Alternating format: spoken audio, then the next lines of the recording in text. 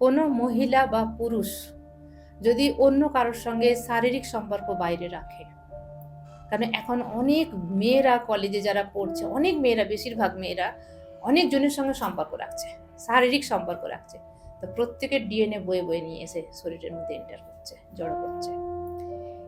এর মধ্যে কি হচ্ছে, শরীরের বিভিন্ন রকম প্রবলেম আসছে। নো, এই হাতটা আমি, হাতটা আমার, ওই মোবাইলটা তোমার, তাহলে ওটা তুমি হলে। এই মাইক্রোফোনটা তোমার, আমি যদি আমারই বলি মাইক্রোফোন, তাহলে এই মাইক্রোফোনটা কি আমি? তুমি যে টি শার্টটা পরে আছো ওটা তোমার, তার মানে কি ওটা তুমি? তোমার যেটা সেটা তুমি হয় কি? বহুত ক্রিটিক্যাল কোশ্চেন, এটা বুঝতে হবে। আজকে আমি যে চেয়ারটাই বসে আছি, চেয়ারটা আমি বলে নিলাম আমার, তোমার চেয়ার, আমি বলছি এটা আমার চেয়ার, তো যেটা আমার সেটা আমি কি করে হতে পারি? আমার হাজবেন্ড সেটা আমার কি করে হয়? চক্র আছে না আমাদের, মূলাধার চক্র আর স্বাধিষ্ঠান চক্র, এর মধ্যেই বাঁচে এরা। খাওয়া, ঘুম, মৈথুন, এই তিনটে জিনিসের মধ্যে যারা বাঁচে প্রচন্ড পরিমাণে মানুষের ক্ষতি করে, ক্ষতি চায়। অনেক সময় হয় দেখবে অনেক মানুষের ক্ষতি চায়, কারোর উন্নতি দেখতে পারে না।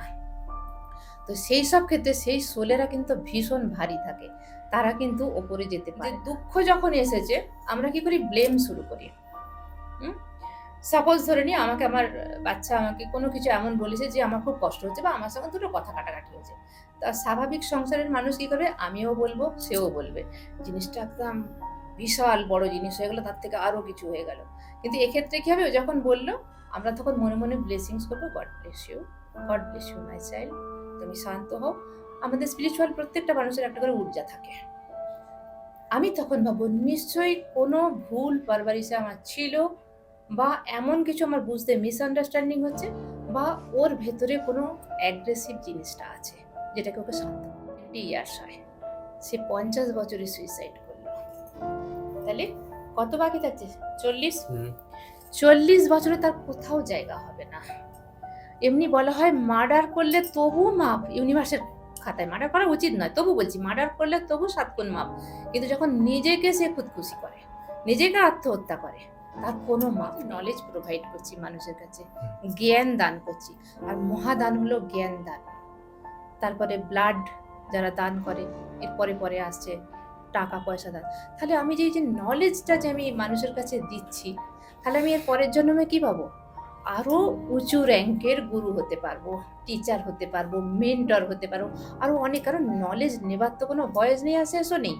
আমি আরো নলেজ গেইন করতে পারবো, আরো মানুষকে সেবা করার। এই জন্মে যদি 1000 1 লাখ মানুষকে সেবা করার সুযোগ পাই, হয়তো পরের জন্মে আমি আরো অনেক আরো অনেক অনেক অনেক, বা আমার ভেতরে যে আরো ইচ্ছা, সুপ্ত ইচ্ছাগুলো আছে সেগুলো পূরণ। সূর্য নাড়ি আমাদের লেফট ব্রেনকে অ্যাক্টিভ করে, চন্দ্র নাড়ি আমাদের রাইট ব্রেনকে অ্যাক্টিভ করে, আর আমাদের সুষুম্না হচ্ছে মিড ব্রেনকে অ্যাক্টিভ করে। এই মিড ব্রেনের কাজ কি? মিড ব্রেন হচ্ছে যখন আমরা শ্বাসের ব্যায়াম করব, তখন অক্সিজেন সম্পূর্ণ আমাদের ব্রেনে যাবে।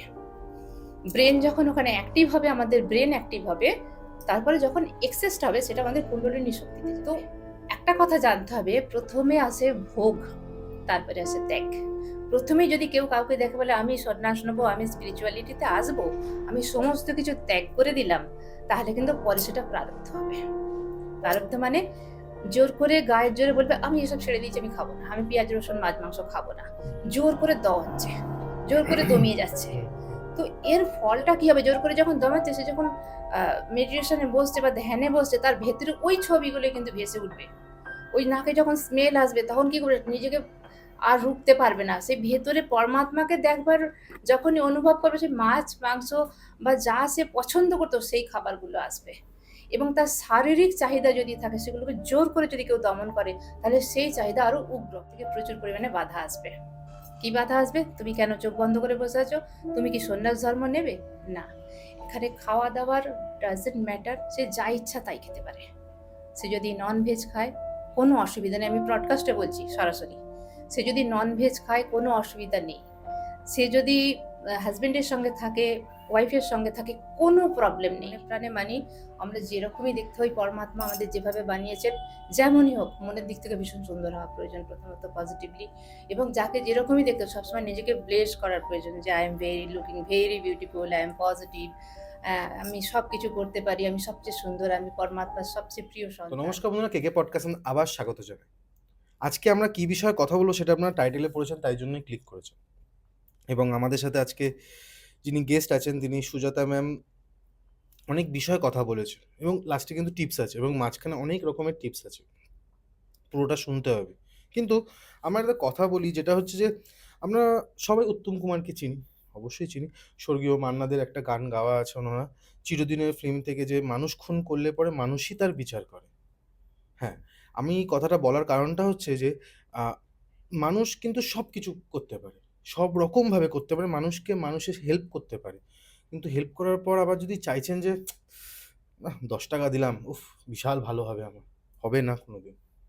এবং আ যেগুলো দেখতে পাচ্ছেন মা-বাবার দ্বারা, যারা খুব লাক্কি, যাদের মা-বাবা এখনো বেঁচে আছেন। যেমনি আমিও একজন লাক্কি, আমার মা-বাবা এখনো বেঁচে আছেন। তারা যখন কিছু খাবার থেকে শুরু করে কিছু পরিষেবা তারা যখন বা তাদের দায়িত্ব থেকে কিছু জিনিস দিচ্ছেন, সেটাকে যখন আমরা, "নাহ, এটা আমার দরকার নেই।" এটা কি ঠিক হচ্ছে?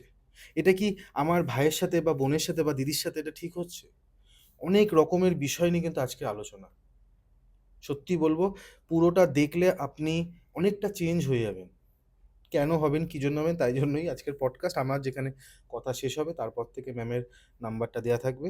আর ম্যাম যেভাবে আমাদের সাথে কনট্যাক্ট করে, সেই নাম্বারটা অলওয়েজ ব্লিঙ্ক করছে, আপনারা দেখতে পাচ্ছেন। সেই নাম্বারে এসে সারা বিশ্বের বাঙালির কাছে এত সুন্দর, সুন্দর ঘটনা বা কোনো রকম ভালো কথা, যেটাতে মানুষ একটু আ জ্ঞান লাভ করবে, একটু মোক্ষ পেতে পারে, তার জন্য কনট্যাক্ট করতে পারেন। বা যেকোনো স্পিরিচুয়াল গাইডেন্স চাইছেন বা কোনো রকম প্রমোশনাল কাজের জন্য কনট্যাক্ট করতে পারেন। আর ডাইরেক্ট ম্যামের কাছে।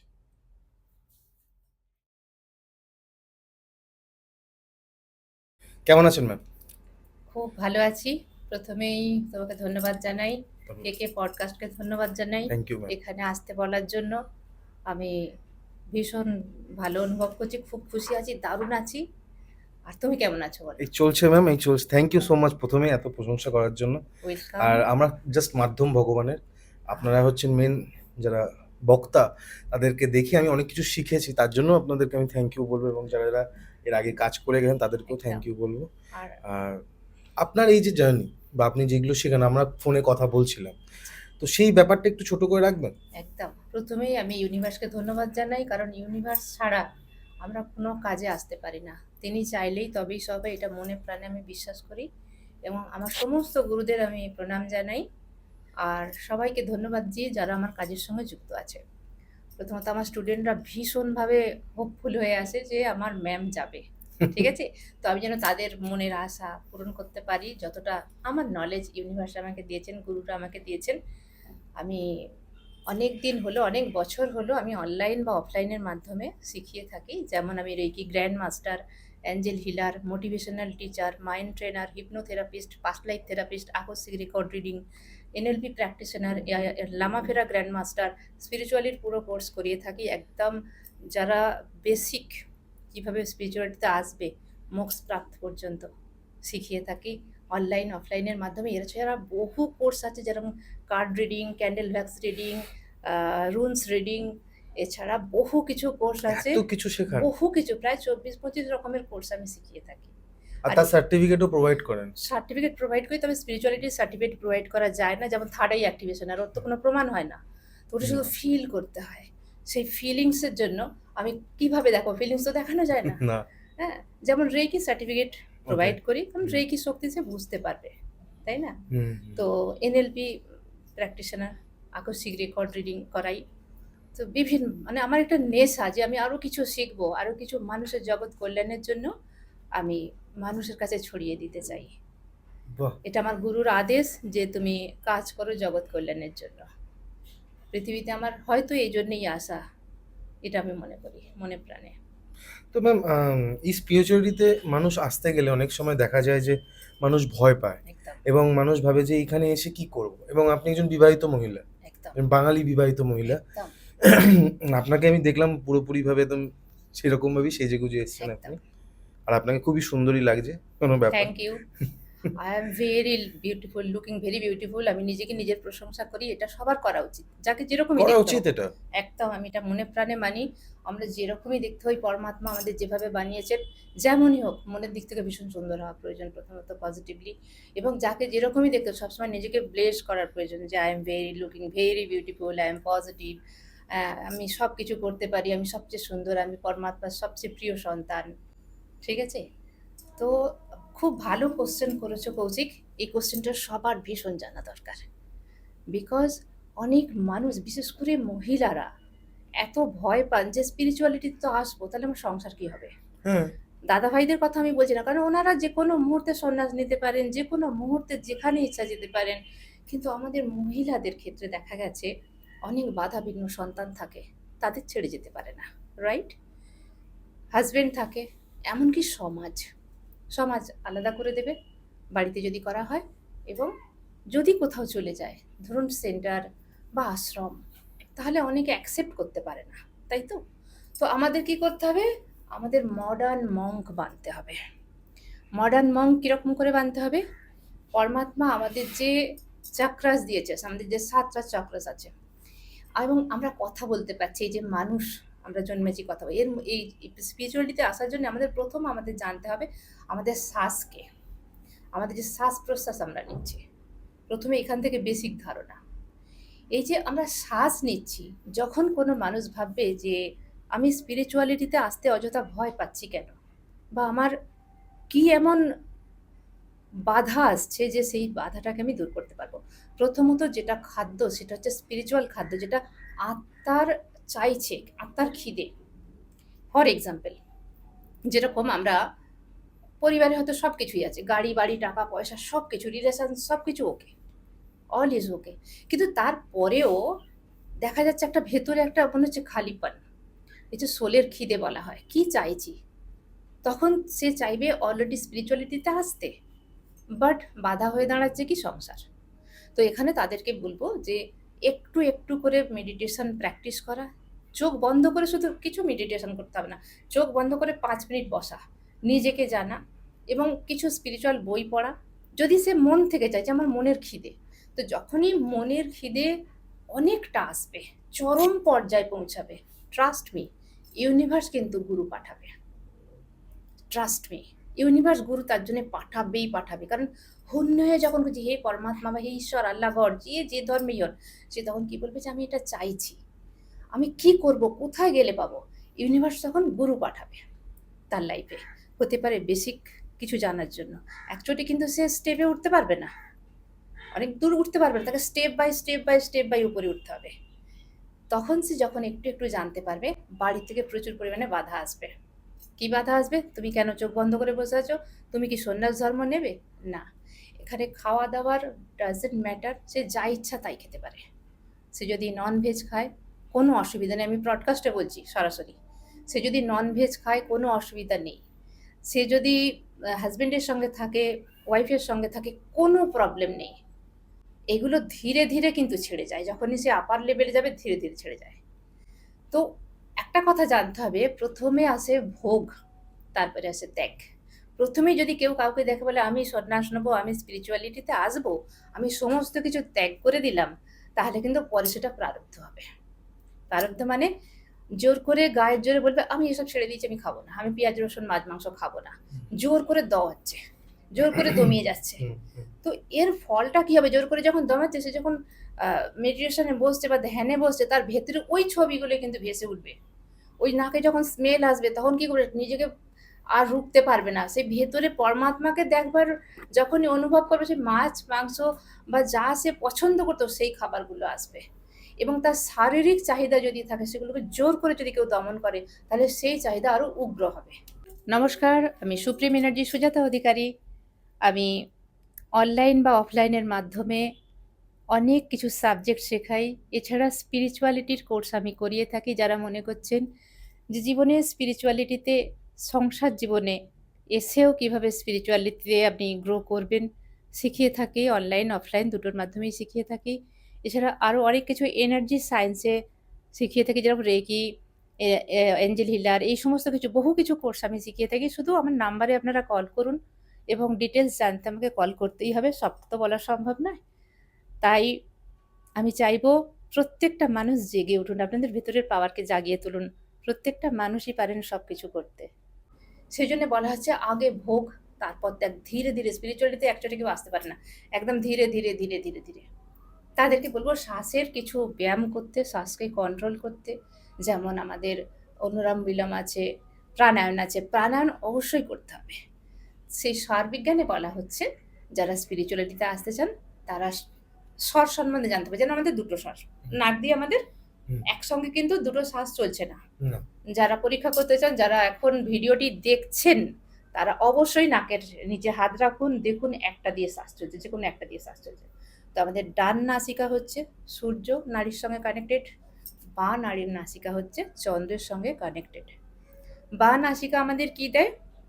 আমাদের বুদ্ধি দেয়, আমাদের মন শান্ত করায়। চন্দ্রের সঙ্গে যেহেতু কানেক্টেড, আমাদের মন শান্ত করায়, বুদ্ধি দেয়, নলেজ জ্ঞান করায় এবং শান্ত থাকায়। ডান নাসিকা আমাদের কি দেয়? বল দেয়, যেটা শারীরিকভাবে আমাদের, যেমন আমি এখানে এলাম, শারীরিক বল চাই আসতে গেলে, হাঁটতে গেলে। এছাড়া যখন যারা শুধু চন্দ্রনাড়িতে থাকবে তারা কি করবে? শুধু স্বপ্ন দেখবে, তারা বডিতে ওয়ার্কিং করতে পারবে না, সেটাকে স্বপ্নকে বাস্তবায়িত করতে পারবে না। তাহলে কি হচ্ছে? স্পিরিচুয়াল পার্সন কি করতে, সে মনে মনে শুধু ভাবছে যে আমি মেডিটেশন করব। মেডিটেশনে বসার সময় কিন্তু অবশ্যই চন্দ্রনাড়ি অ্যাক্টিভ থাকতে হবে, তাহলে সে ধ্যানে মন যাবে, আরো গভীরে যাবে। যেই শ্বাস চলবে সূর্য নাড়িতে, ছটপটানি আসবে, চঞ্চলতা আসবে। এটা কি? ফিজিক্যাল ওয়ার্ক, হার্ড ওয়ার্কিং বল। মানে আমি ভাবছি, আমি কৌশিকের পডকাস্টে তো যাবো, শুয়ে শুয়ে ভাবছি, বসে বসে ভাবছি, কিন্তু আসার জন্য আমাকে যে বল প্রয়োগটা করতে হবে, এই যে আমি কথা বলছি, শক্তি, এই শক্তিটা আসবে সূর্য থেকে, সূর্য মুদ্রা বা শ্বাস নালিকা থেকে। এবারে যে আমাদের আরেকটা স্বর আছে মিডিল স্বর, সেটাকে বলা হয় সুষুম্না। সূর্য নাড়ি, চন্দ্র নাড়ি, সুষুম্না। সুষুম্না সরাসরি হচ্ছে মিড ব্রেনকে আমাদের অ্যাক্টিভ করে। সূর্য নাড়ি আমাদের লেফট ব্রেনকে অ্যাক্টিভ করে, চন্দ্র নাড়ি আমাদের রাইট ব্রেনকে অ্যাক্টিভ করে, আর আমাদের সুষুম্না হচ্ছে মিড ব্রেনকে অ্যাক্টিভ করে। এই মিড ব্রেনের কাজ কি?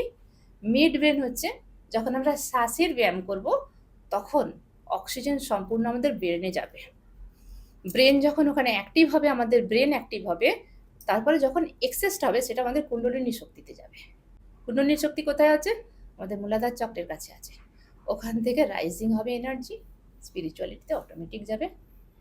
कोई मायका लाल रुक नहीं सकता है। তো স্পিরিচুয়ালিতে আসার জন্য চাই সোলের খিদে, আত্মখিদে। যার মধ্যে এটা আছে, ইউনিভার্স সরাসরি তাকে রাস্তা ক্লিন করে দেবে। একটু একটু করে এগোতে হবে, তবে আসবে অনেক পরীক্ষা, অনেক বাধা, অনেক ঝড়, অনেক কষ্ট। কারণ আমাদের পাস্ট লাইফ কার্মাসগুলো রাইজ করে, এমনকি আমাদের dark night of the soul আমাদের লাইফে আসবে। এর আরো ডিপার লেভেলে আরো ডিসকাস আছে, সেগুলো আমরা পরে। আপনি যখন পাস্ট লাইফ নিয়ে বললেন, আমাদের এই পাস্ট লাইফের একটা মজাদার ব্যাপার হচ্ছে যে আমরা দেখি কারোর হাঁটু ব্যথা, কারোর মাথা ব্যথা, কারোর সংসারে নানান টাইপের বিপত্তি আসলে, স্বামী বা স্ত্রীর উপর অত্যাচার, অনেক ফ্যামিলিতে দেখি ডিভোর্স হয়ে যাচ্ছে, প্রেম করেই যাচ্ছে, তার কোনো বিয়ে হচ্ছে না। কোনো না কোনো ভাবে দেখা যায় যে পাস্ট লাইফে তার সাথে কানেক্টেড আছে। তো ম্যাম, এটাকে কি বর্তমানে আপনার দ্বারা, মানে আপনার কাছে যদি আমরা কেউ যায় বা কোনো দর্শক যায় যে আমার এই প্রবলেমগুলো আছে, সেগুলো কি কিওর হয়? আগে দেখতে হবে যে এই রিলেশনটা কি আছে। কার্মিক রিলেশন যদি হয় তাহলে দেখতে হবে তার উপর টর্চার হচ্ছে। যেরকম ফর এক্সাম্পল লাভ রিলেশন, দুজন দুজনকে প্রচন্ড ভালোবাসে, বিয়েও হলো, বিয়ের পরে দেখা যাচ্ছে একে অপরকে সহ্যই করতে পারছে না, অর্থাৎ দুজন দুজনকে পাবার জন্য, চাওয়ার জন্য অস্থির।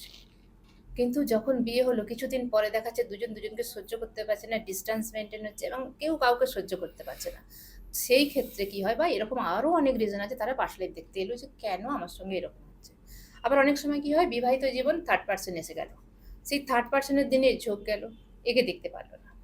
তখন কি হবে, এই যে প্রবলেমগুলো যখন আসে তখন তো যে কোনো মানুষ ডিপ্রেশনে চলে যাবে, তাই না? তখন পাস্ট লাইফ দেখতে শুরু করে। পাস্ট লাইফে আমরা যখন নিয়ে যাই তাকে, তবে হ্যাঁ এখানে বলে রাখি, পাস্ট লাইফে কিন্তু 100% মধ্যে 10% মানুষ যেতে পারে না। এখানে আমি অন ক্যামেরা বলে দিচ্ছি। হয়তো যারা করান তারা হয়তো বলবেন সবাই যেতে পারে। কিন্তু আমি বেশিরভাগ ক্ষেত্রে দেখেছি 10% মানুষ যেতে পারে না। যেরকম যাদের সেন্স বহুত মানে যাদেরকে সহজে করা যায় না। আ কি বলে? যারা ইমোশনাল খুব একটা নয়। এবং যারা যেটা রিসিভিং না মানে কি বলবো মানে যারা নিজেকে ছাড়তে পারছে না। না, নিজেকে খুব কঠিন জায়গায় কঠিন রেখে দেয়। জায়গায় রেখে দেয়। মানে হ্যাঁ, ওখানে কি যেটা হয় না শুনেছি একদম এভাবে। ফ্রি হতে হয়। সেই ফ্রি। ফ্রিটা অনেকে হুম, হতে হুম, পারে না। হুম, হুম। যাদের মধ্যে ভীষণ ভয় থাকে যেতে পারবে না। এবং স্যারেন্ডার। হ্যাঁ, আমার ভাই যেটা বলছে স্যারেন্ডার হ্যাঁ, করে না পুরো অনেকে। সারেন্ডার করতে পারে না। আর হচ্ছে যারা খুব তন্ত্র-মন্ত্র বিদ্যা, তাদের কিন্তু কারণ আমি একজনকে নিয়ে গিয়েছিলাম। তো উনি তো আমাকে বলেনই নি, কিন্তু আমি ৩ বার নিয়ে গিয়ে ফেল হয়েছি। লাস্টে আমি যখন নিজে আকস্মিক রেকর্ড দেখলাম, চেক করলাম, তখন দেখলাম এই ব্যাপার। কিন্তু তারপরে আমি ইউনিভার্সকে বললাম, "আমি একবার নিয়ে যেতে চাই।" তো ৩-৪ টে কোয়েশ্চেনের অ্যান্সার নিয়ে আমি চলে এসেছি। তারপরে আমি ওনাকে বলেছিলাম, "আমাকে বলোনি কেন যে তুমি এই ব্যাপার?" আরেকটা হচ্ছে ইউনিভার্স চায় না কখনো, কখনো। কখনো, কখনো তার পাস্ট লাইফ জানলে অসুবিধা আছে। সেইজন্য ইউনিভার্স নিজের থেকেই চান না। সেজন্য আমাদের আগে পারমিশন নিতে হয়। ইউনিভার্সের থেকে আমাদের পারমিশন নিতে হয় যে, একে আমরা নিয়ে যাচ্ছি। আপনি যদি সুযোগ করে দেন বা আপনি চান তাহলেই নিয়ে যাব বা তুমি। আমরা ইউনিভার্সকে সবসময় কি আপনজন ভাবি। নিজের করে একদম পরমপিতা পরমেশ্বর মানে আমার পিতা। পিতা-মা তো পিতা-বাচ্চার কানেকশন মানে একদম ক্লোজ করে নিই। যে তুমি কি চাও এই মানুষটা পাস্ট লাইফে যাবে, আমি কি নিয়ে যাব?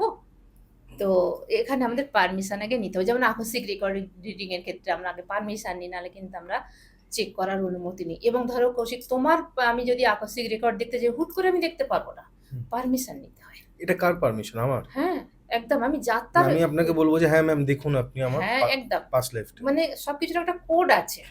আমি হুট করে ওনারটা আমি দেখতে পারি না। কারণ কোড আছে। এটা ইউনিভার্স থেকে অফ করা থাকে। যদি চায়, যদি তুমি নিজে চাও যে হ্যাঁ, আমার প্রবলেম আছে, আমার আকস্মিক ডিটেকশন চেক করুন, ওকে। তবুও আমাকে পারমিশন নিতে হবে যে আমি আকস্মিক ডিটেকশন কি চেক করতে পারবো? যখন ওখান থেকে ইয়েস আসবে, আমরা সেটাই বুঝতে পারি, আমরা কানেক্টিং করলে তবেই কিন্তু আমরা দেখতে পাবো। এবারে নেক্সট কোয়েশ্চেন হচ্ছে তোমার যে ওখান থেকে কি রিলিজ করা যায় যে প্রবলেমগুলো যেটা সলভ হ্যাঁ, করা হ্যাঁ, যায়? হ্যাঁ। ওই কোয়েশ্চেনে আসি। তো আমরা দেখব যে কার্মিক রিলেশন অবশ্যই প্রবলেম আছে, কার্মিক রিলেশন হবে। কার্মিক রিলেশন আমাদের বিশেষ করে ক্লোজ আছে। যেরকম মা-বাবার সঙ্গে, হাসব্যান্ড ওয়াইফ, সন্তানের সঙ্গে এগুলো ভীষণ ক্লোজ। যারা কার্মিক রিলেশন ভীষণ ক্লোজ ভাবে আসবে জন্ম নেবে। ঠিক আছে? হুম, তো সেখানে আমরা নিয়ে তো যাবো। আমরা আগে অনেকটা বুঝতে পেরেছি যে তুমি কাউকে এই যন্ত্রণা দিয়েছিলে, হুম, তাই এই জন্মে ঘুরে ফিরে একদম এরকম নয় যে এই জন্মে পাচ্ছে বলে এর আগের জন্মেই সেটা করেছে। বলা যায় না অনেক, অনেক, অনেক জন্মে। হুম। হয়তো ১০ টা, ১২ টা, ১৫ টা, ৩০ টা জন্ম আগে হয়তো এটা করেছিল। ঠিক আছে? সেটা কিন্তু টাইম নেবে। ঘুরে আসবে সেই রিলেশনে। আর এটা আগের থেকেই ফাইল তৈরি করা হয়। মানে জন্মের আগে থেকেই কার্মিক ফাইল তৈরি করা হয়। সোল ফাইল বলা হয়। যে আমি এই জায়গায় জন্ম নিচ্ছি, তুমি এই টাইমে আমার যখন এজ এই হবে, তুমি এই টাইমে আমার কাছে আসবে। ঠিক আছে? পুরো সোল কন্ট্রাক্ট বলা হয়। এই সোল আমি একটা কথা জিজ্ঞেস করি, আপনাকে একটু আটকাচ্ছি। একদম, ধরুন আমি এই জন্মে কিছু পাপ করলাম। হ্যাঁ, তাহলে কি আমি এই জন্মেও পাবো না? একদম। এই জন্মে পাওয়া যাবে। তবে দেখতে হবে যে আমাদের আয়ু কতটা আছে। তাই না? তো অনেক সময় দেখা যায় যে হয়তো ৫০ বছর তার কেটেই গেছে এইভাবে। সে অনেক ওইভাবে মানুষকে টর্চার করে এসেছে। সারা জীবনই করে যাচ্ছে। অনেক সময় দেখবে মৃত্যুর কিছুদিন আগে পর্যন্ত টর্চার করে যায়। বিছানায় শুয়ে আছে তবু টর্চার করছে। তাহলে সেগুলো কবে পাবে? তার তো এজ শেষ হয়ে এলো। তো কিছুটা পায়, কিছুটা তার পরে পায়। যদি ধরুন কেউ ভালো করলো, একদম পাবে। তার শেষ ২ দিন আগে পর্যন্ত তিনি মানুষের ভালো করে গেছে। তাহলে পরের জন্মে তার কি হতে পারে? ভালো রেজাল্ট। যেরকম ভালো রেজাল্ট মানে বলতে চাইছি যেখানে হয়তো মানুষকে ভালো কিছু কি মানুষকে হেল্প করা। হুম, যেকোনোভাবে। চাহে শারীরিকভাবে, চাহে বুদ্ধি দিয়ে, বিদ্যা দিয়ে, আর্থিক দিয়ে। তাই না? তো এগুলো মানে কি আমাদের যে বিশ্ব ব্যাংক আমি বলি ইউনিভার্সাল ব্যাংকে জমা হয়। এগুলোও কার্মিক অ্যাকাউন্টে অবশ্যই জমা হবে। তাহলে এর ওপর কি কেউ মাতা-পিতার বহুত সেবা করেছে। হুম? বা গাইডেন্স দিয়েছে মানুষকে ভালো, শিক্ষা দিয়েছে, অনেস্টলি থেকেছে। তো তার জন্য সে কি হবে আরো উচ্চ পদ পাবে। ফর এক্সাম্পল আমি একজন টিচার। আমি যে রেকি বা আরো সাবজেক্ট কিছু শেখাই মানুষকে, তাহলে এগুলো আমি কিছু নলেজ প্রোভাইড করছি মানুষের কাছে। হুম। জ্ঞান দান করছি। আর মহাদান হলো জ্ঞান দান। তারপরে ব্লাড যারা দান করে, এর পরে আসছে টাকা-পয়সা দান। তাহলে আমি যে এই যে নলেজটা যে আমি মানুষের কাছে দিচ্ছি, তাহলে আমি এর পরের জন্মে কি পাবো? আরো উঁচু র‍্যাংকের গুরু হতে পারবো, টিচার হতে পারবো, মেন্টর হতে পারবো। আরো অনেক, কারণ নলেজ নেবার তো কোনো বয়স নেই আর শেষও নেই। আমি আরো নলেজ গেইন করতে পারবো, আরো মানুষকে সেবা করার। এই জন্মে যদি ১,০০০ ১,০০,০০০ মানুষকে সেবা করার সুযোগ পাই, হয়তো পরের জন্মে আমি আরো অনেক, আরো অনেক, অনেক, অনেক, বা আমার ভেতরে যে আরো ইচ্ছে, সুপ্ত ইচ্ছাগুলো আছে সেগুলো পূরণ হবে। কিছুক্ষণ আগে বললেন আপনি যে শেষ লাইফে এসে ধ্যানের মানুষ মোক্ষ পেতে চায়। আচ্ছা, মানে মোক্ষ পাওয়ার মানে আমি আমার যতদূর আমার এইটুকু মাথায় যতটা ঢুকেছে, মোক্ষ পাওয়া মানে হচ্ছে আমি আর জীবনে আর আমার এই আত্মাটা আর জন্ম নেবে না। আমি কি ভুল বলছি? একদম ভুল, ভুল? একদম ভুল। কারণ আমি যদি চাই যে আমি জীবনে মোক্ষ পেতে, তারপর আমি আর এই আত্মা আমার কোনো জায়গায় জন্ম না, এটা এটা চাওয়ার ঠিক উপর না। ডিপেন্ড করছে। তাহলে আমি এই জায়গায় একটু কথা বলি। মোক্স নিয়ে কথা বলবো, তাই তো? হ্যাঁ, মানে আমি এটা কেন বললাম? কারণ আপনি এক্ষুনি বললেন যে আমি চাই আমার পরের জন্মে, কারণ এটা আপনার ভেতরে, ভেতরে সুপ্ত একটা বাসনা আছে। হুম। কিন্তু তাও আমার কোনো জায়গাটা মনে হচ্ছে না আপনি মোক্ষ বলতে এখানে এখন যেটা অনেক মানুষের ধারণা, যে মোক্ষ মানে হচ্ছে সবকিছু মিটে গেল, আমার হুম, ছুটি, হুম, বিদায়, বিদায়। আমি আর জন্ম নেব না। মোক্ষ মানে হলো, একে বলা হয় জীবন মুক্তি। এই জীবনের থেকেও মুক্ত। যেরকম যদি পদ্ম পাতাকে জলে ডুবিয়ে রাখা যায়, তাহলে পদ্ম পাতায় জল লাগে কি? না। লাগে না। সেরকম আমি যে সংসারে আছি, আমার ফ্যামিলি আছে, সন্তান, স্বামী, কলোনির লোক, রিলেটিভস, আমার স্টুডেন্টস। স্টুডেন্ট সবাই আছে। তো এই যে আমি আমার ফ্যামিলিতে আছি, ফ্যামিলিতে আমি কি শুধু কিছুকে ডিউটি করছি, যেটা আমার হাজবেন্ড, এর প্রতি আমার একটা দায়িত্ব কর্তব্য আছে। হুম। সন্তান, এর প্রতি আমার দায়িত্ব কর্তব্য আছে। দায়িত্ব কর্তব্য, তাই বলে এরকম নয়, ওরে বাবা আমার সন্তানটা খায় না আমি মরে যাচ্ছি, এটা আসবে না। এমন কিছু রিলেশন আছে। নমস্কার, আমি সুপ্রিম এনার্জি সুজাতা অধিকারী। আমি অনলাইন বা অফলাইনের মাধ্যমে অনেক কিছু সাবজেক্ট শেখাই। এছাড়া স্পিরিচুয়ালিটির কোর্স আমি করিয়ে থাকি। যারা মনে করছেন যে জীবনে স্পিরিচুয়ালিটিতে, সংসার জীবনে এসেও কিভাবে স্পিরিচুয়ালিটিতে আপনি গ্রো করবেন, শিখিয়ে থাকি। অনলাইন অফলাইন দুটোর মাধ্যমেই শিখিয়ে থাকি। এছাড়া আরও অনেক কিছু এনার্জি সায়েন্সে শিখিয়ে থাকি, যেরকম রেকি, এঞ্জেল হিলার, এই সমস্ত কিছু, বহু কিছু কোর্স আমি শিখিয়ে থাকি। শুধু আমার নাম্বারে আপনারা কল করুন এবং ডিটেলস জানতে আমাকে কল করতেই হবে, সব তো বলা সম্ভব নয়। তাই আমি চাইবো প্রত্যেকটা মানুষ জেগে উঠুন, আপনাদের ভেতরের পাওয়ারকে জাগিয়ে তুলুন।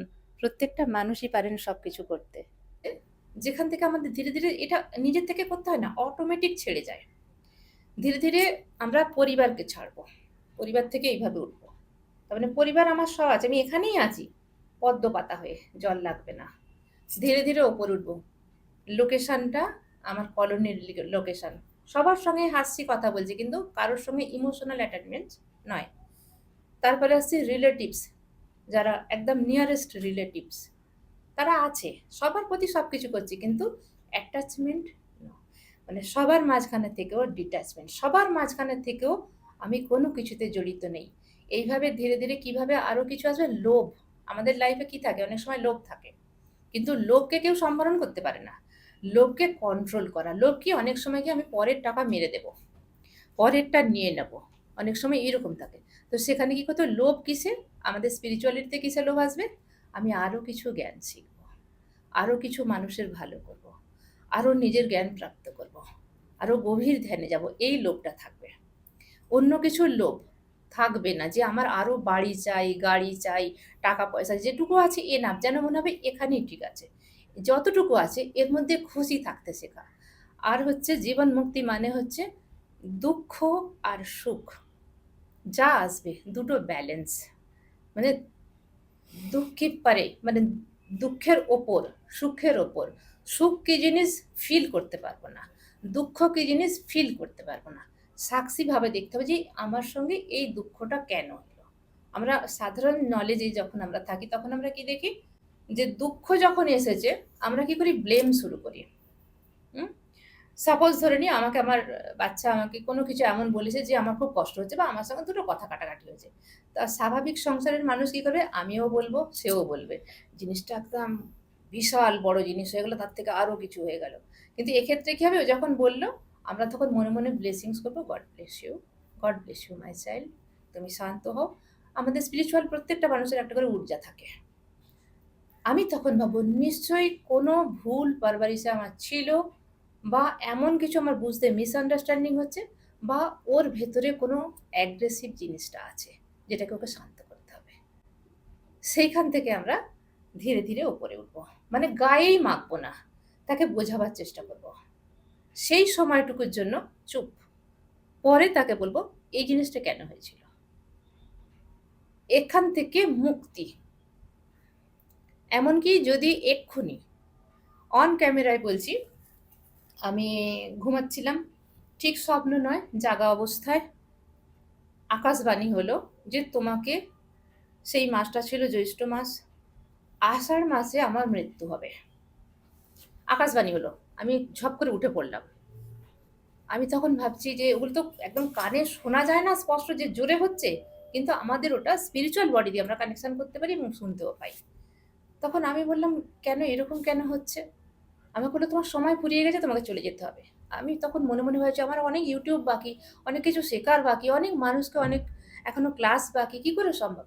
আমি তখন নিজেকে স্যারেন্ডার করলাম, কোনো অসুবিধা নেই, তুমি যদি চাও তুলে নেবে, আমি রাজি। একে বলা হচ্ছে সমর্পণ করে দেয়া।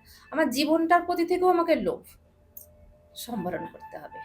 অন ক্যামেরা বলছি, এই মুহূর্তে যদি আমার মৃত্যু আসে, আমাদেরকে এরকমভাবেই তৈরি করা হয়েছে, আমাদের কোনো রকম পিছুটান নেই, কোনো পিছুটান নেই।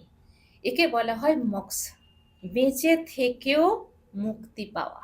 আমার গুরুজি বলেন জীবন মুক্তি।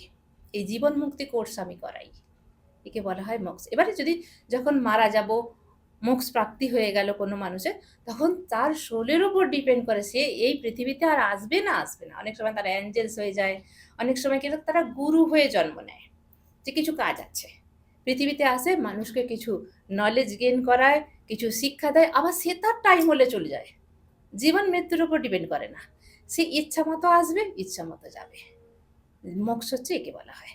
আর আমরা যেগুলো করে জীবন মুক্তি, মানে মোক্ষ, এ জীবনে বেঁচে থেকেও কিভাবে মোক্ষ প্রাপ্তি করা যায়। কোনো দুঃখ আসবে না, দুঃখ আসবে, সুখের সঙ্গে দুঃখ আছে জোড়া। পৃথিবীতে এমন কোনো জিনিস নেই যে সেটিংস নেই, সুখের সঙ্গে দুঃখ, যেমন অন্ধকারের সঙ্গে আলো, 9-এর সঙ্গে 0 আছে, প্রত্যেকটার অপোজিট ওয়ার্ড আছে। পৃথিবীতে যতগুলো হ্যাঁ আছে ততগুলো না আছে, সমস্ত অপোজিট আছে। তো সুখ হলে তার সঙ্গে দুঃখ আসবে না, সুখটা সইব। পরমাত্মা বলছে কি তুমি সুখটা সইবে, দুঃখটা সও। আর পরমাত্মা দুঃখ দিয়েই, যারা স্পিরিচুয়ালিটিতে আসতে চায় দুঃখ দিয়ে এন্টার হয়। যারা স্পিরিচুয়াল মানুষ তাদের জীবনে বহুত হাইলাইট, বহুত ডার্ক লেভেলের দুঃখ থাকে, নাহলে সে স্পিরিচুয়ালিটিতে আসতে পারবে না, কখনো না। ধরুন কেউ অপঘাতে মৃত্যু হলো, তাদের কি হবে? অপঘাতে যাদের মৃত্যু হলো, যেরকম অ্যাক্সিডেন্টাল কেস আছে, কেউ সুইসাইড করলো, হ্যাঙ্গিং, আমি হ্যাঙ্গিংটা আগে বলে নিই। হ্যাঙ্গিংটা কেন করে মানুষ? তার বিভিন্ন রকম প্রবলেম থাকে, লাভার্সের সঙ্গে প্রবলেম থাকে, এছাড়া বাড়িতে প্রবলেম থাকে, টাকা পয়সা নিয়ে প্রবলেম থাকে। সে তখন নিজেকে কী করে ধীরে ধীরে ধীরে ধীরে ডিপ্রেশনে নিয়ে চলে যায়। একদিনে কিন্তু সুইসাইড করবে না, বহুত দিন থেকে তার মনে এটা আসবে। একটা মানুষ কখনো একদিনে সুইসাইড করবে না, তার ভেতরে ডার্কনেস ধীরে ধীরে আস্তে আস্তে আস্তে ডার্কনেসে ঘিরে ধরবে।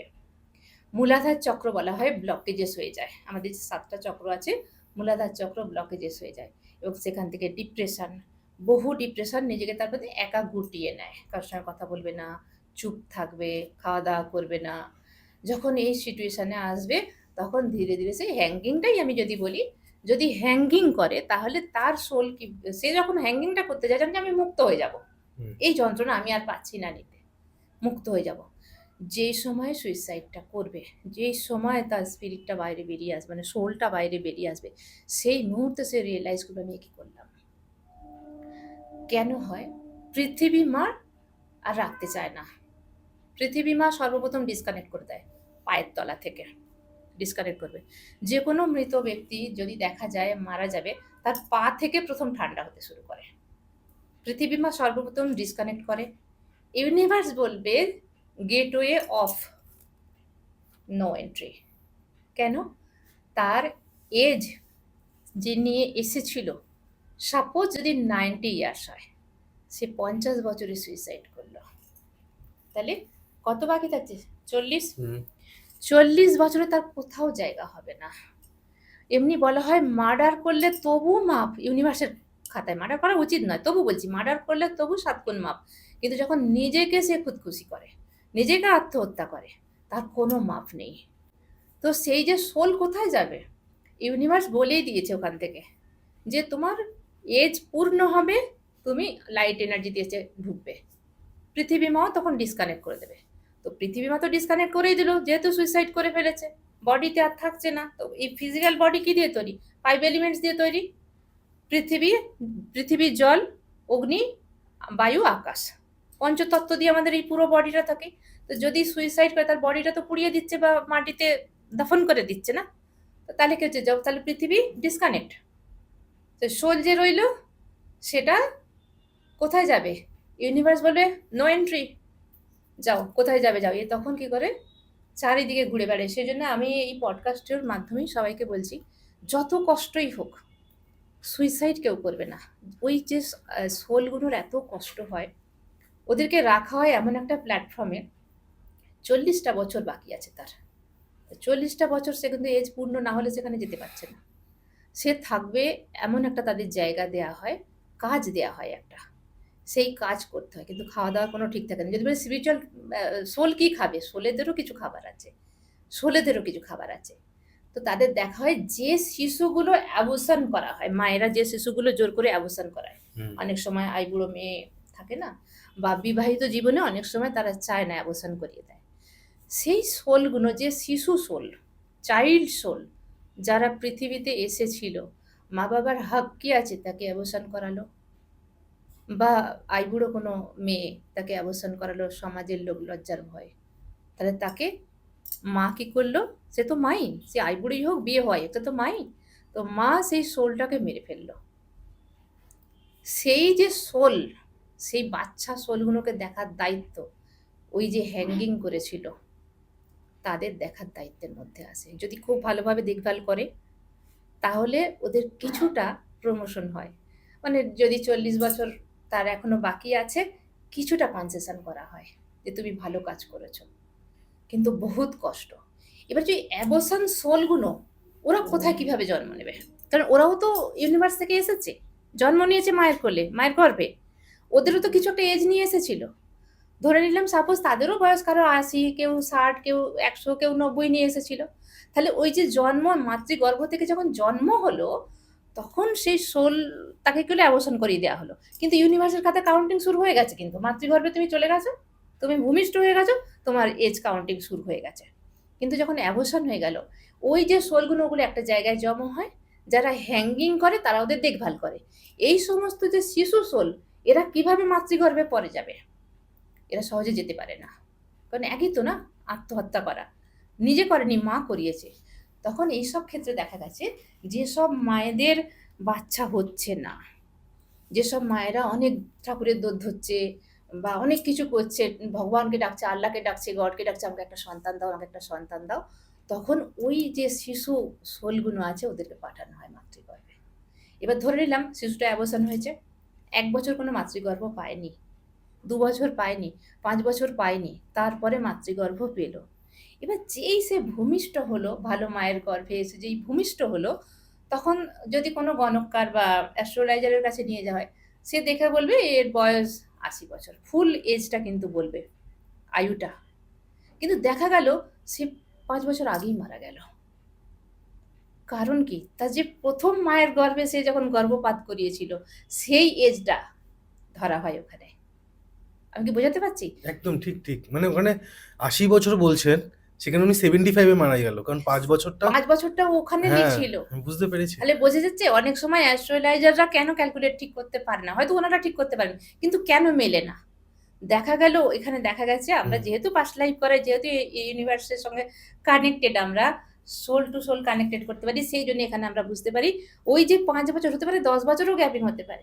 তাহলে যদি তার 60 বছর বা সাপোজ 80 বছর, 90 বছর আয়ু টোটাল ইউনিভার্স থেকে এসেছে, ইউনিভার্স থেকে এসেছে, তাহলে প্রথম অ্যাবর্শন থেকে কাউন্টিং শুরু হয়ে গেছে।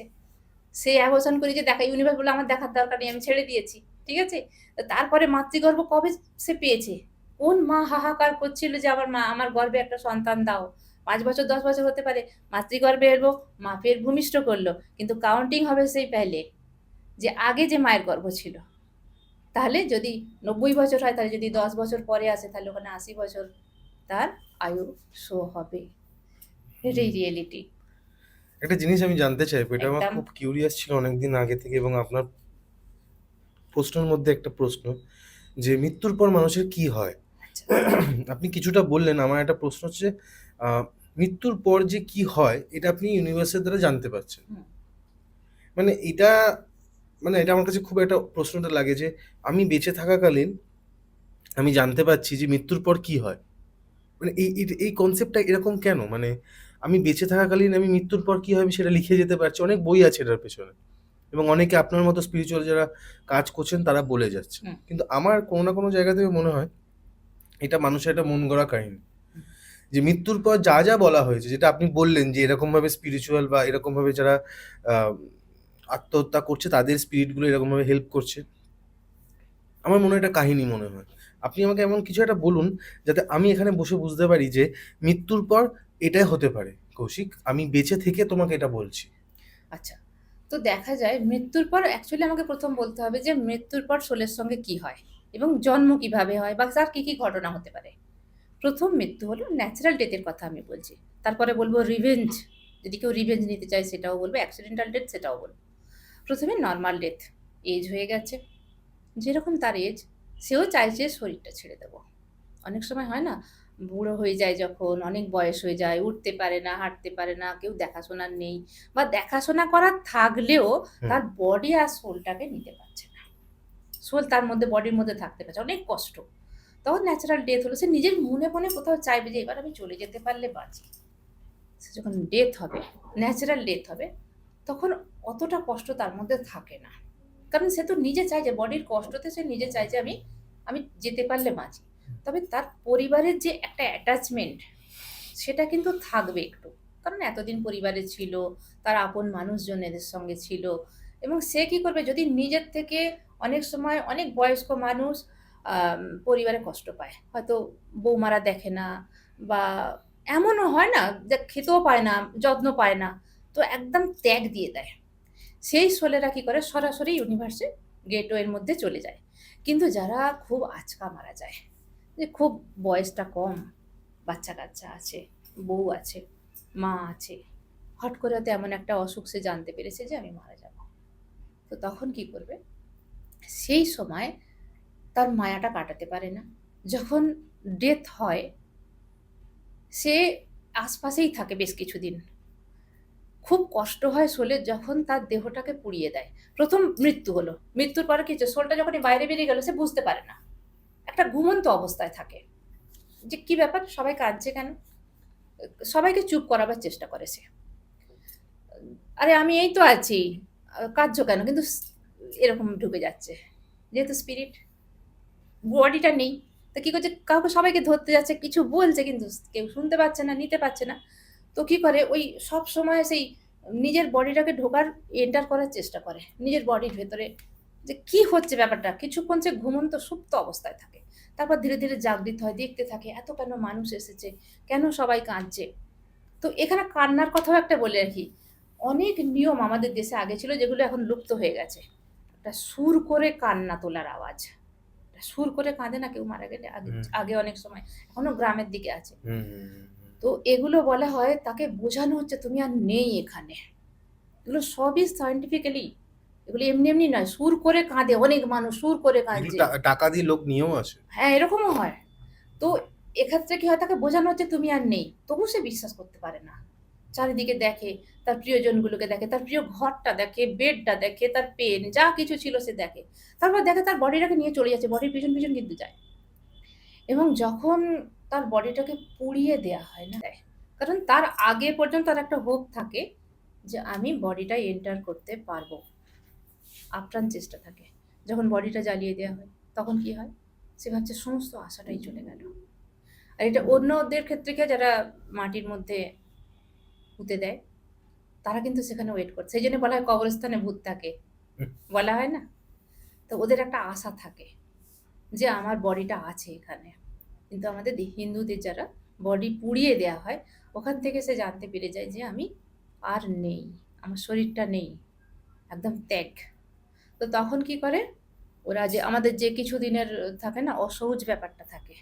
ওই অসহজ কটা দিন ওরা বাড়ির মধ্যেই থাকে। বাড়ির আপনজনদের কাছাকাছি থাকে। সেই জন্য দেখবে অনেক সময় বাড়িতে আওয়াজ হয় কিছু, এই কিছু যেন মনে হচ্ছে পড়ে গেল, হাওয়া হলো, এরকম একটা ধারণা যে কেউ তো আছে বাড়িতে। অনেক জায়গায় এরকম স্পিরিটরা থাকে।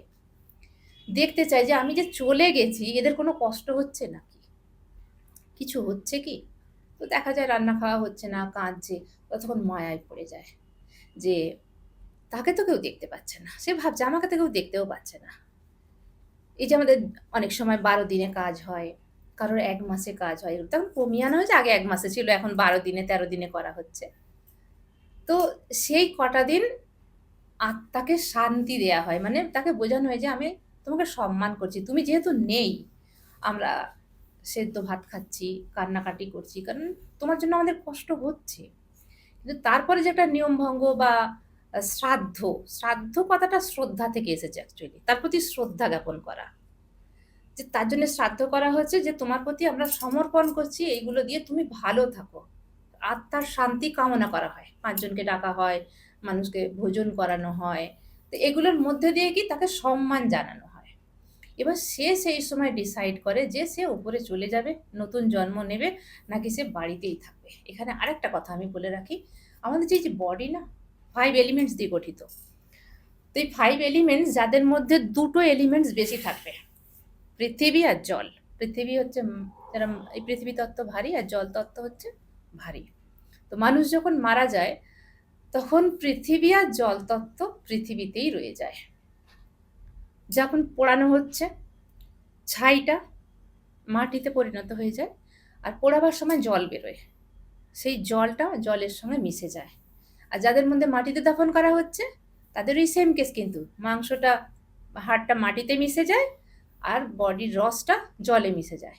এবার যে আরো ৩টে যে বাকি আছে, অগ্নিতত্ত্ব তো সঙ্গে সঙ্গেই চলে যায়। অগ্নিতত্ত্ব, বায়ুতত্ত্ব, আকাশতত্ত্ব।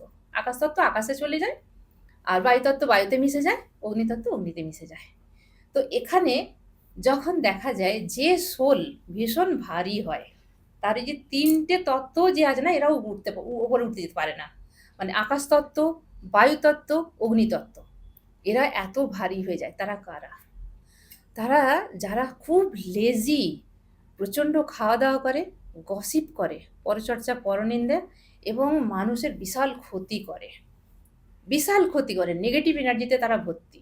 শুধুমাত্র পৃথিবী, মানে ২ টো যে চক্র আছে না আমাদের, মূলাধার চক্র আর স্বাধিষ্ঠান চক্র, এর মধ্যেই বাঁচে এরা। খাওয়া, ঘুম, মৈথুন, এই ৩টে জিনিসের মধ্যে যারা বাঁচে প্রচণ্ড পরিমাণে মানুষের ক্ষতি করে, ক্ষতি চায়।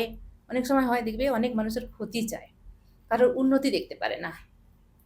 তো সেই সব ক্ষেত্রে সেই সোলেরা কিন্তু ভীষণ ভারী থাকে, তারা কিন্তু ওপরে যেতে পারে না। নমস্কার, আমি সুপ্রিম এনার্জি সুজাতা অধিকারী। আমি অনলাইন বা অফলাইনের মাধ্যমে অনেক কিছু সাবজেক্ট শেখাই। এছাড়া স্পিরিচুয়ালিটির কোর্স আমি করিয়ে থাকি। যারা মনে করছেন যে জীবনে স্পিরিচুয়ালিটিতে, সংসার জীবনে এসেও কীভাবে স্পিরিচুয়ালিটিতে আপনি গ্রো করবেন, শিখিয়ে থাকি। অনলাইন অফলাইন দুটোর মাধ্যমেই শিখিয়ে থাকি। এছাড়া আরও অনেক কিছু এনার্জি সায়েন্সে শিখিয়ে থাকি, যেরকম রেকি, এঞ্জেল হিলার, এই সমস্ত কিছু, বহু কিছু কোর্স আমি শিখিয়ে থাকি। শুধু আমার নাম্বারে আপনারা কল করুন এবং ডিটেলস জানতে আমাকে কল করতেই হবে, সব তো বলা সম্ভব নয়। তাই আমি চাইবো প্রত্যেকটা মানুষ জেগে উঠুন, আপনাদের ভেতরের পাওয়ারকে জাগিয়ে তুলুন। প্রত্যেকটা মানুষই পারেন সব কিছু করতে। তারা ওই পৃথিবীতেই থেকে যায়, আত্মা ভটকতে রহে বলে না, বেঙ্গলিটা আমি আনতে পারছি না, আত্মা ভটকতে রহে। ওই এগলি ওগলি, এখানে হাওয়া বাতাস লেগে যায় বলে না, বাচ্চার হাওয়া বাতাস লেগে গেছে, ওই সোলগুলো এই কাজ করে। যদি আমি এক্সাম্পল হিসাবে দিই, ধরো একটা বিশাল একটা আমাদের মতো যদি ওম্যান হয়, খুব খুব মোটা সোটা, আর একজন খুব স্লিম ট্রিম, তো দুজনকে যদি রান দেওয়ানো যায়, কে যাবে আগে? সুন্দরভাবে স্লিম ট্রিম। মোটা যে সে যেতেই পারবে না, সে হাঁটতেও পারবে না, এক প্যাক হয়ে যাবে, হা হা করবে, দম নিতে পারবে না। ঠিক সোলের ক্ষেত্রে ওটাই, সোল যখন ভারী হয়ে যাবে না, তো তখন সে ওপরে যেতেই পারবে না, সে এখানেই বিচরণ করবে আর কষ্ট পাবে। হ্যাঁ, কিন্তু যারা ভালো সোল, মানে আমি বলছি না স্পিরিচুয়ালিটিতে আসতে হবে, অনেক মানুষ আছে কারোর ক্ষতিটা চায় না, নিজে ভালো থাকে, সবাইকে কেউ টাকা পয়সা দিয়ে হোক, কোনো হেল্প করে হোক, ভালো চায়, মানুষের ভালো চায়, নিজেরটা নিয়ে থাকে, সেই সোলেরা কিন্তু উপরে যেতে পারে। ম্যাম, একটা আমি প্রশ্নটা মনে হয় আপনি আমার স্কিপ বুঝতে করে গেছি? পেরেছেন। না, স্কিপ করে যাননি। আপনি বুঝতে পেরেছি আমি যেটা আপনি বলছিলেন। কিন্তু আমার প্রশ্নটা ছিল যে আপনি যে আমাকে এত কিছু বললেন, আচ্ছা। মানুষের মৃত্যুর যে ভেতরে বা মৃত্যুর এরকম, আপনি এগুলো কি করে জানলেন? ও আচ্ছা, আমরা যখন পাস্ট লাইফ করাই, হ্যাঁ, তখন একটা একটা পাস্ট লাইফে নিয়ে গেলাম। হুম, তার যে আরেকটা পাস্ট লাইফে যখন আমরা নিয়ে যাচ্ছি, তখন তাকে যে মিডল অফ দ্য গ্যাপ, যে এই টাইমটা তুমি কোথায় ছিলে? হয় না? যে এই টাইমটা তুমি কোথায় ছিলে? আমরা জানতে পারি। কারণ ধরুন এই মৃত্যু হলো, সঙ্গে, সঙ্গে জন্ম তো হবে না। না, বা আবার এই মৃত্যুর পরে আবার সঙ্গে, সঙ্গে যাচ্ছে, সেই টাইমটা তুমি কোথায় ছিলে? কি অনুভব করেছিলে? আমরা তাদের কাছ থেকে এগুলো একজনের তো নয়, এগুলো বিভিন্ন মানুষের থেকে আমরা জানতে পেরেছি। এছাড়া আমরা গুরুরাও আমাদেরকে তাদের তো আরো বেশি নলেজ আমাদের থেকে। হুম, হুম, এই সমস্ত নলেজ যেরকম আমরাও দেখেছি, পাস্ট লাইফে নিয়ে গিয়ে আকস্মিক রেকর্ড দেখে, এবং গুরুদের কাছ থেকেও আমাদের জানা। এবারে বলি জন্মান্তর অনেকে বিশ্বাস করে না। বা অনেক সময় হয়, বাড়িতে বৃদ্ধ বাবা মারা গেল। তো তার ছেলের বিবাহ হয়েছে, তাদের নিশ্চয়ই সন্তানাদি হবে। তো দেখা গেল এমন একটা বাচ্চা হলো, সেই বাবার বিহেভিয়ারের সঙ্গে সমস্ত ম্যাচ করছে। তার খাওয়া-দাওয়া সেরকম, তার কথাবার্তার টেকনিক, তার চলন-ধরন, তার চাউনি, তার কথা বলা, এই সমস্ত জিনিসগুলো তার সঙ্গে ম্যাচ আপ হচ্ছে। তো অনেক সময় দেখা যায়, যদি আত্মা পরিবারকে না ত্যাগ করতে চায়, তখন ওই ফ্যামিলিতে আবার আসে, জন্ম নেয়। তো দেখা যায় যে ওই পরিবার ছাড়তে চাইছে না। ছেলের ছেলের সন্তান হয়ে, মানে বৌমা ছেলের ঘরে সন্তান হয়ে আসে। সে মেয়ে সন্তানই হোক, ছেলে সন্তানই হোক, ডাজন্ট ম্যাটার। কি? ম্যাম, আমরা তো অনেকটাই আলোচনা করেছি আমরা অনেক নানান বিষয় নিয়ে। আপনার কাছে একটা বিষয় যেটা হচ্ছে আমাদের জীবনের না এই আম কর্মটা, এই যে আমরা আগে একটা কথা বললাম যে কর্মটা ঠিক হয় কিনা? আপনি বলেছিলেন যে এটা দেখতে হয়। সবার হুম, আলাদা, আলাদা বিষয় থাকে। তো ম্যাম, কর্মটা আমাদের লাইফের কতটা ইম্পোর্টেন্ট? মানে আমরা যদি এখন শুরু করি ভালো কাজ করা, হুম। বা আমাদের লাইফে যদি চাইছি ভালো কাজ করার পরেও এরকম অনেকেই আছে আমাকে এখানে বলে যে আমি এত কাজ ভালো করি তাও আমাদের একটা না কোনো জায়গায় গিয়ে একটা আঘাত পাই আমরা। তো আমাদের লাইফে কর্মটা কতটা ইম্পোর্টেন্ট এবং কর্মটা কিভাবে করলে আমরা এর আ ফলটা আমরা পেতে পারি? যদি আচ্ছা, বলেন। কর্মটা তো ইম্পোর্টেন্ট। সবচেয়ে আগে আমরা এখানে এসেছি কর্ম করার জন্য। এই পৃথিবীতে কেন এসেছি? এই পৃথিবীতে ওটা একটা রিব কেজ। এটা বন্দি আছি এখানে আমরা। কেন আসি? আমাদের কিছু কর্ম রিলিজ করতে। আমাদের প্রত্যেকের লাইফে আম প্রচুর, প্রচুর ফাইলস জমে যায় আমাদের লাইফের। সেই কাজগুলো দেখতে হবে, আমি যে পৃথিবীতে এলাম, কতগুলো কাজ করছি। এখানটা বোঝার আছে কিন্তু। আমি ভালোভাবে বোঝাবার চেষ্টা করছি। ধরে নিলাম, কৌশিক তুমি কোনো অফিসে কাজ করো। For example. তো বস তোমাকে বলল, "এই ২ টো ফাইলস নিয়ে যাও, তুমি কমপ্লিট করে নিয়ে আসবে।" তুমি বললে, "আজকে ভালো লাগছে না। সময় আছে, করবক্ষণ।" এইভাবে তোমার ১০-১৫ টা ফাইলস জমে গেল। একদিন চাপ এলো অডিটের জন্য, যে করতেই হবে, আর কোনো ব্যাপার নয়। বস বলল, "কি হলো, তুমি ফাইলগুলো করোনি? জমা করোনি?" তো তুমি বললে যে, "আচ্ছা, আমি কতগুলো ইম্পোর্টেন্ট আছে, আমি করে দিচ্ছি। আমি নেক্সট টাইম করে দেবো সবগুলো। এক্ষুনি এই মুহূর্তে সবগুলো হবে না, আমি ৪টে ৫টা করে দিচ্ছি।" বস বলল, "তাড়াতাড়ি করো, কোনো অসুবিধা, তাড়াতাড়ি করো, আর মানে আর সময় নেই। ৪টে ৫টা অন্তত করে দাও।" ঠিক সিমিলারলি আমাদের যতগুলো, আমরা কত জন্মই পৃথিবীতে এসেছি, এই রিপ কেজে এসেছি আমরা নিজেরাও জানি না। তো আমাদের ফাইলস তো পড়েছে, এই যে জন্মে আমি কর্মগুলো করেছি। নিশ্চয়ই খারাপ কর্মও কিছু করেছি, ভালো কর্মও করেছি। কেউ হুম, শুধু ভালো কর্ম করতে পারে না। কারণ আমি যখন মাটিতে পা রাখবো, কয়েকটা পোকাও তো মারা যাবে। মনে, মনে হয়তো কাউকে মনে, মনে গালিও দিয়েছি। হয়তো হাসব্যান্ড ওয়াইফ এর সঙ্গে ঝগড়া হয়তো মনে, মনে গালিও দিয়েছি। বা জোরে, জোরেও দিয়েছি। রাগের মাথায় কাউকে কিছু বলেছি। বাচ্চাদের মেরেছি। এরকমও তো হয়েছে। তো খুব ক্রিটিক্যাল না হলেও মানে একদম, আমি স্টুডেন্টদেরও বলি না, ক্লিয়ারলি বলি। একদম বাস্তবকে তুলে ধরে। আমার বেশিরভাগ ভিডিও বাস্তবকে নিয়ে। তো এগুলো তো খারাপ কর্ম। মনে, মনে ভাবছি বলে সেটা কর্ম হবে না। তো সেইরকম আমরা যতবার জন্ম নিয়ে পৃথিবীতে আসি, ততবার আমরা কিছু, কিছু কাজ করি। তার ফাইলস জমা হয়ে থাকে। ইউনিভার্স প্রত্যেকবার পাঠায় এই রিপকে, যে যাও তোমার কর্মটা ক্লিন করে নিয়ে আসো। সবচেয়ে যদি বেশি ধরা যায় ৯ টা ফাইলস, আমাদের বেশিরভাগ যদি খুব এতগুলো ফাইলস জমে যায়, অনেক ফাইলস জমে গেছে, ৯ টার বেশি আনা যাবে না। তো ৯ টা ফাইলস আমি নিয়ে এলাম। ইউনিভার্স বলল, "যাও ৯ টা ফাইল দিচ্ছি, নিয়ে কাজগুলো কমপ্লিট করে আসো।"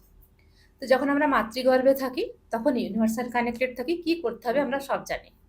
যখন আমরা ভূমিষ্ঠ হই তখনও সব জানি, তখনও সব বুঝতে পারি। পাস্ট লাইফের সবাইকে দেখতে পাওয়া যায়, বাচ্চারা কিন্তু দেখতে পায়। ওই জন্যই মা কখনো কাঁদে, কখনো হাসে, কখনো চমকে যায়। আগের জন্মের মা বাবা সবাইকে ওরা দেখতে পায়। ধীরে ধীরে কি হয়, পর্দা পড়ে যায়, এই সমাজ পর্দা পরিয়ে দেয়।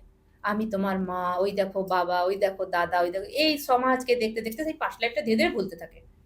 এরপরেও তার মোটামুটি নলেজ থাকে যে আমাকে কিছু করতে হবে। যখন বড় হয় ধীরে ধীরে ধীরে ধীরে তাকে এই যে সমাজের ব্লু প্রিন্ট কি আছে, তোমাকে ভালো করে পড়াশোনা করতে হবে, তোমাকে ভালো চাকরি পেতে হবে, তোমাকে শাদি করতে হবে, তোমাকে বাচ্চা পেদা করতে হবে, এই হচ্ছে তোমার কর্ম। বাবা কাকা দাদা দিদিমা দাদু সবাই যে আছে, তুমি ভালো স্টুডেন্ট, তুমি ভালো করে পড়াশোনা করো, এটা বেসিক নিড। কিন্তু কেউ বলে না যে তুমি কিছু ভালো কাজ করো, হয়তো বলে খুব কম। তো এই ক্ষেত্রে বাচ্চা যখন ধীরে ধীরে বড় হয় তখন তার যে কি করতে এসেছিল সেই ফাইলস ভুলে যায়। তাহলে কি হচ্ছে, ফের পেন্ডিং। তাহলে কর্ম কি করছে, শুধু আমার, আমি খাবো, আমি পরবো, আমি শাদি করব, আমি বাচ্চা পেদা করব, আমি বাচ্চাকে দেখবো, আমার বউকে দেখবো, মা বাবাকেও দেখবো না, হয়তো এরকম।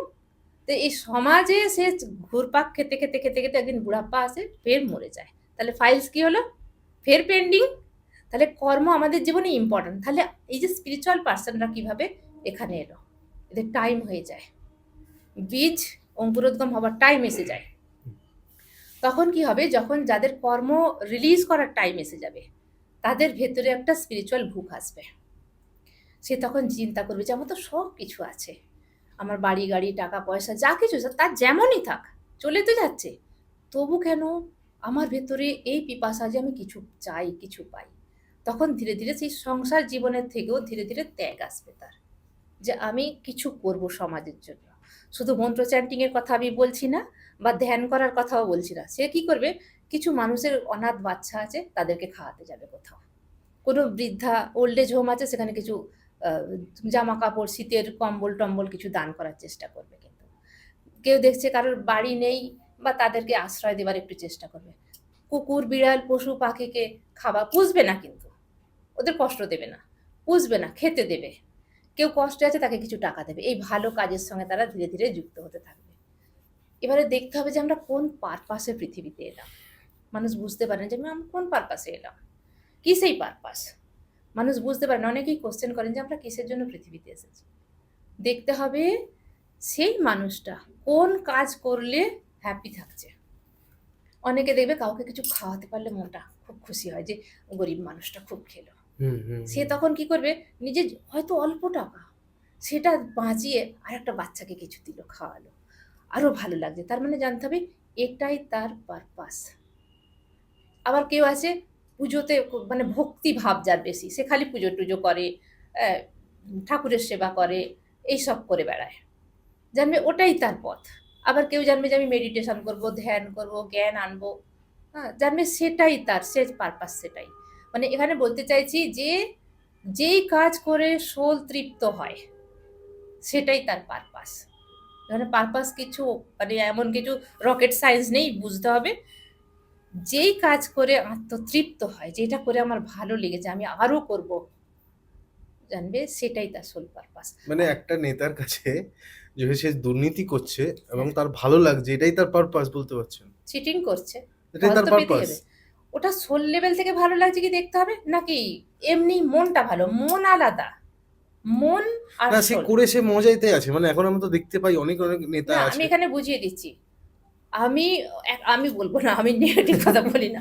একটা মানুষ সে কি করলো, একজনের কিছু ক্ষতি করে খুব খুশি হলো, খুব খুশি, খুব হ্যাঁ। খুশি, হ্যাঁ, হ্যাঁ, হ্যাঁ। এই করে সে মজা পাচ্ছে। হুম। কিন্তু সে যখন তার বিবেক জাগৃত হচ্ছে, সে কারোর কাছে না বলুক, নিজে তো ভাবছে কাজটা কি ঠিক করলাম, বিবেক দংশন যেটা। বিবেক দংশন। তাহলে সোল চাইছে না ও আনন্দ পাওয়ার জন্য। এবং অনেক সময় জানে গুরু আমি, মানে এক একটা থাকে না গুরু আমি, আর রকেট চালারা আছে তাদেরকে দেখাতে হবে আমি ওকে হারাবো মেরে, আজকে ওকে থিত করব, ঠিক আছে।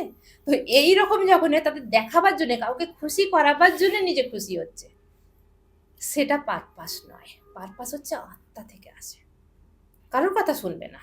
আমি যদি চাই আমি কোনো মানুষকে খাওয়াবো, হুম। আমার হাজবেন্ড বারণ করলেও আমি শুনবো না। আমার কাছে 10 টাকা থাকলেও আমি 10 টাকার বিস্কুট কিনে নিয়ে গিয়ে কাউকে দেবো। এই হচ্ছে সোল পারপাস।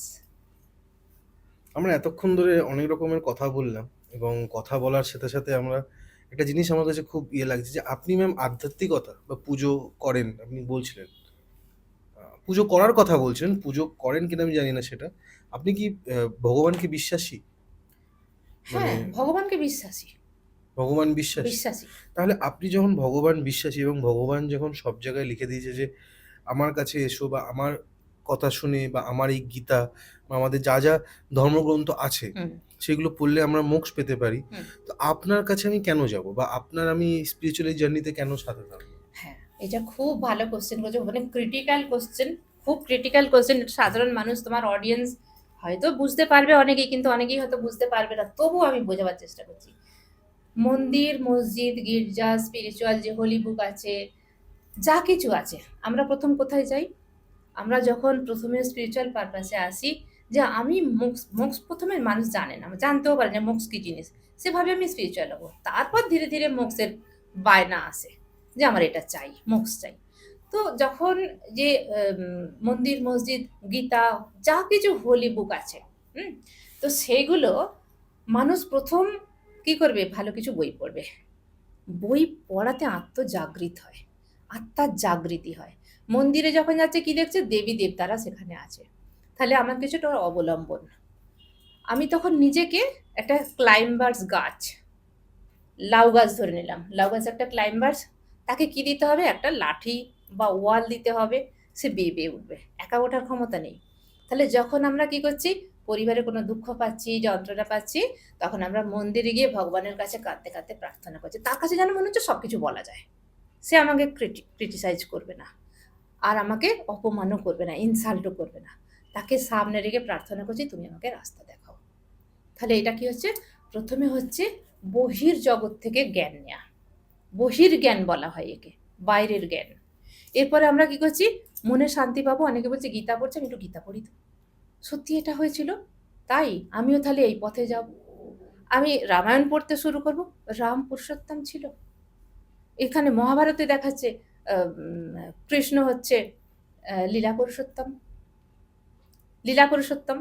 তাহলে সে এত কিছু করেছিল, তখন হজ বড়লোক খিচুড়ি পাকাবে। আরে এখানে কেউ বলছে কৃষ্ণ ক্রিটিক্যাল ছিল, কৃষ্ণ যুদ্ধ করেছে, কৃষ্ণ যদি চাইতো সেখানে কিন্তু যুদ্ধটাকে থামানো যেত, তাহলে কেন থামালো না? ধীরে ধীরে কি হবে? সব খিচুড়ি বানাবে নিজের মনের ভেতরে। ঈশ্বরের কাছে হাজারবার যাচ্ছে, ঈশ্বর তো কোনো কথাই বলছে না। বলছে তুমি বলো না কিছু, আমি পথটা পাবো। কেউ বলছে গিয়ে আমি কি করব না করবো, কোনো ঈশ্বর জবাব দিচ্ছে না। তো তখন কি হচ্ছে? হোলি বুক পড়ছে, সব কিছু পড়ছে, তা থেকে গন্ডগোল হচ্ছে কোথায়? সব কিছু নিয়ে ভেতরে খিচুড়ি পাকাচ্ছে, কোনো দিশা পাচ্ছে না। যখন দিশা না পায়, তখন কে আসে? গুরু। গুরু তাকে পথ দেখাবে। তুমি একটা মোমবাতি, সোজা সরল ভাষায় আমি অডিয়েন্সকে বোঝাতে চাইছি, প্রত্যেকটা মানুষ হচ্ছে একটা দিয়া বা একটা মোমবাতি। মোমবাতির একা একা জ্বলার ক্ষমতা আছে? না, দিয়ার জ্বলার ক্ষমতা আছে? না। না। গুরু হচ্ছে একটা আগ বা দেশলাই কাঠি, জ্বালিয়ে দিল তোমার ভেতরে। কার ভেতরে? সাধক বা সাধিকারা, যে জ্বলছে, দংশন, এ কি বিষ, যাতনা, ভেতরে আমি কি চাই? স্পিরিচুয়াল চাহিদা, আমার আর কিচ্ছু চাই না, না খাওয়া ঘুম তার উঠে যায়। গুরু যখন এসে তার শক্তি দিয়ে, দেশলাই কাঠি দিয়ে তার ভেতরের দিয়াটা জ্বালিয়ে দিল, তখন কি হলো? তার ভেতরটা রোশন হলো। গুরু কি দিয়ে দিল? তার শক্তি দিয়ে জ্বালিয়ে দিল, তার আত্মাটাকে জাগৃত করা হলো। এটা সত্যিকারের দেশলাই কাঠি নয়, না। এটা আমি বোঝাবার জন্য বলছি। আত্মাটাকে জাগৃত করে দিল। এবারে গুরু কি করে? তাকে কিছু ক্রিয়া দিল, যে তুমি প্রথম প্রথম বেসিক লেভেলে কি হয়? তুমি এই মন্ত্রটা চ্যান্টিং করবে, তার মনটা শান্ত হবে ধীরে ধীরে। তো এই যে দেয়া, আর যখন শিষ্য যখন সেই মন্ত্রটা চ্যান্টিং করছে বা 5 মিনিট 10 মিনিট ধ্যান করছে, সেটা হচ্ছে ওই ওতে ঘি বা তেল দেয়া হচ্ছে ওই দিয়াতে। বোঝাতে পারছি? হুম, হুম, হুম। স্টুডেন্টের ভেতরে যে দিয়াটা জ্বলছে, তাতে তো তেল বা ঘি দিতে হবে। যখনই মন্ত্র চ্যান্টিং করছে, যখনই কিছু কাজ করছে, গুরু দ্বারা যে ক্রিয়া দিয়েছে সেটা কাজ করছে, তখন কি হচ্ছে? ভেতরে ওই দেওয়া তেল বা ঘি, কিন্তু একটা সময় ঘি বা তেল তো ফুরিয়ে যাবে। গুরু যদি সরে আসে, তখন সাধক বা সাধিকা ছটপট ছটপট করবে। কেন? অক্সিজেন নেই, ভেতরে অক্সিজেন নেই, অক্সিজেন ছাড়া আগুন জ্বলবে না। গুরু আবার এলো, কারণ এ চাইছে গুরুজির সঙ্গে আমাকে দেখা করতে হবে, কানেকশন করতে হবে, আমি বাঁচবো না, আমি কি করে? আমি রাস্তা পাচ্ছি না, ব্লকেজ হয়ে গেছে রাস্তা। গুরু হলো অন্ধকার থেকে আলোয় নিয়ে যাবার পথ। গুরু আবার যখন আসবে অক্সিজেন পাবে, আবার সেই দিয়া জ্বলবে, ধীরে ধীরে ধীরে ধীরে ধীরে ধীরে দিয়া জ্বলবে। এইভাবে সে তখন কি করবে, বাইরে মন্দিরেও যাবে, মসজিদেও যাবে, সে যে ধর্মেরই হোক যাবে, হোলি বুক পড়বে, গুরু জ্ঞানে সমৃদ্ধ হবে ধীরে ধীরে। গুরু জ্ঞানে যখন সে সমৃদ্ধ হবে, সে বুঝতে পারবে যে গুরুর আমার কেন প্রয়োজন আছে, গুরু ছাড়া মোক্ষ লাভ সম্ভব নয়। এরপরে একটা সময় আসবে, গুরু কি করবে, কি শেখাবে, এবার তুমি মন্দির মসজিদ ছাড়ো, বাইরের জ্ঞান খুব হয়েছে, চোখ বন্ধ করো, অন্তরে দৃষ্টি দাও, অন্তর জ্ঞান নাও, এবার অন্তরে প্রবেশ করো, অন্তর ধ্যান বলা হয়। মানে আমাদের এই মানে বিশ্ব ব্রহ্মাণ্ডে যা আছে আমাদের বডির ভেতরে তাই আছে। ইউনিভার্স আমাদের এমনভাবে তৈরি করেছেন, এর মধ্যেই আকাশ, জল, পৃথিবী, বায়ু, আকাশ, তারা, চাঁদ, নক্ষত্র সব কিছু আছে। বিশ্ব ব্রহ্মাণ্ড আমাদের এই বডিতে আছে। গুরু তখন বলবে খুব হয়েছে, আর বাইরে নয়, এবার ভেতরে যে ভগবান আছে, আত্মা আছে, তাকে জাগৃত করো, আর মন্দিরে তোমার যাওয়ার দরকার নেই। তখন বহির গুরু থেকে অন্তরের গুরুতে আসবে। অন্তর্গুরু যখন জাগবে, যে গুরু দীক্ষা দিয়েছিল সেও ধীরে ধীরে চলে যাবে, বলে আমার কাজ শেষ, এবার তুমি অন্তর্গুরুতে জাগৃত করো। সে তখন কি করবে, নিজেই ধ্যানে বসে নিজের যে পাওয়ার আছে সেই পাওয়ারকে গুরু জাগৃত করে দিয়েছিল, নিজের ভেতরে যে ভগবান আছে তাকে জাগৃত করবে, ইউনিভার্সাল কানেক্টেড হবে, ইউনিভার্স থেকে ডাউনলোড হবে নিজের ব্রেনে। সেটাই হচ্ছে আকস্মিক রেকর্ড লেখা হয়। তোমাকে কতগুলো প্রশ্ন, এতে আকস্মিক রেকর্ডেরও আমি নিয়ে চলে এলাম, দেখো। তাহলে সাধক কি করছে, এটা অনেক দিন যাত্রা, একদিনে হয় না, একদিনে কিছুই হবে না। যখন ধীরে ধীরে তার বহির্গুরু চলে গেল, তখন এলো অন্তর্গুরুর প্রকাশ, ইউনিভার্সাল কানেক্টেড হবে। ইউনিভার্সে যখন ক্রাউন চক্রে এনার্জি উঠবে, তখন ইউনিভার্স কি করবে, অ্যান্সার দেবে কোশ্চেনের, এবং কিছু জ্ঞান দেবে। সেই জ্ঞান চোখ বন্ধ করে গুরুরা লিখে গেছে পাথরে, বহু আগেকার যুগে পাথরে লিখে গেছে, নদীর চড়ায় লিখে গেছে, সেগুলো ডিলিট হয়ে গেছে। মানুষ এখন কি করছে, আকস্মিক রেকর্ড হিসাবে সেটা চোখ বন্ধ করে লিখছে বসে বসে, এই জ্ঞান। সেই নলেজ যদি না লিখে রাখা যায় তাহলে আমরা ভুলে যাই, কারণ স্পিরিচুয়াল নলেজ বেশিক্ষণ থাকে না। যেরকম গীতা জ্ঞান দিয়েছিল, তো মাত্র ক মিনিটে দিয়েছিল গীতা জ্ঞান, 9 মিনিটে। 9 মিনিটে কি করে দিয়েছিল, কি করে দিয়েছিল আমার মনে নেই, এটা সত্যি কথা। 9 মিনিটে গীতা জ্ঞান দিয়েছিল, তার মানে দ্বৈত থেকে অদ্বৈত হয়ে গেছিল কৃষ্ণ আর হনুমান ছিলেন তো, অর্জুন, না ওরা ছিল, শুনছিল, মানে জ্ঞানটা দিচ্ছিলেন কৃষ্ণ অর্জুনকে দিয়েছিল রথের মধ্যে। হ্যাঁ, রথের মধ্যে, তো দ্বৈত থেকে অদ্বৈত হয়ে গেছিল, তাই 9 মিনিটে এটা কমপ্লিট করেছে। এবং ওই সময় সুষুম্নাতে ফেসে গিয়েছিল অর্জুন, বলা হয় সুষুম্নায় ফেসে গিয়েছিল। সুষুম্না নারী মানে হচ্ছে স্পিরিচুয়াল নারী, সরাসরি কুণ্ডলিনী শক্তির সঙ্গে আমাদের ক্রাউন চক্র অ্যান্ড ইউনিভার্স কানেক্টেড। তো সুষুম্না নারী যেটা কুণ্ডলিনী আমাদের আছে, তো যখন এখানে থাকবে তখন অনেক বড় জিনিসও থোড়া টাইমের মধ্যে হয়ে যায়। ম্যাম, এই ধরনের যারা জার্নিতে থাকে তারাই কি আকাশিক রেকর্ডসের সাথে যুক্ত হয়ে যায়? না, তারা এটা কি আলাদা আকাশিক করে, রেকর্ড দেখতে পারে? এটা হ্যাঁ, যদি কেউ মনে করে যে আমি আকস্মিক রেকর্ড দেখবো, চেষ্টা করে, বা অনেক সময় গুরুদের থেকে নলেজ নেয় যে কিভাবে দেখবো, তাহলে এটা আলাদা করে একটু শিখতে হয়।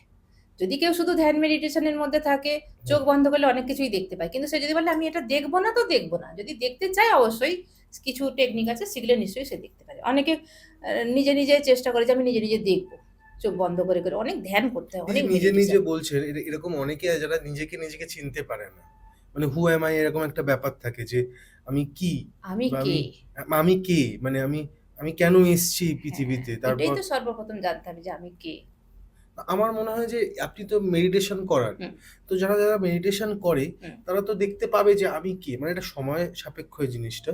তারপর গিয়ে মনে হয় না যে তারা দেখতে পারে? না, আমি কে, প্রথম তো এটাই আসবে যে আমি কে, আমি কে প্রথমে আসবে স্পিরিচুয়াল জার্নিতে, এটাই আমি কে। আমি যদি কাউকে, আমাকে কেউ বললো যে আমার পরিচয় দিতে, আমি বললাম আমি সুজাতা অধিকারী, তাহলে এই নামটা আমাকে কে দিয়েছে, মানে বাবা মা। আমার পেরেন্টস দিয়েছে, তাহলে এটা আমি নাও। এই বডিটা যদি আমি বলি, এই বডিটা কি আমার নাও, না, পেরেন্টস দিয়েছে, পেরেন্টস বডিটা না দিলে আমি কোথায় পেলাম? আমি নিজের থেকে বডিটা ধারণ করার ক্ষমতা আছে, আমি গ্রোথ করছি, হ্যাঁ, কিন্তু বডিটা তো আমাকে আমার পেরেন্টসের দান। পেরেন্টস ছাড়া তো আমার বডি, আমি পৃথিবীতে আসতে পারতাম না।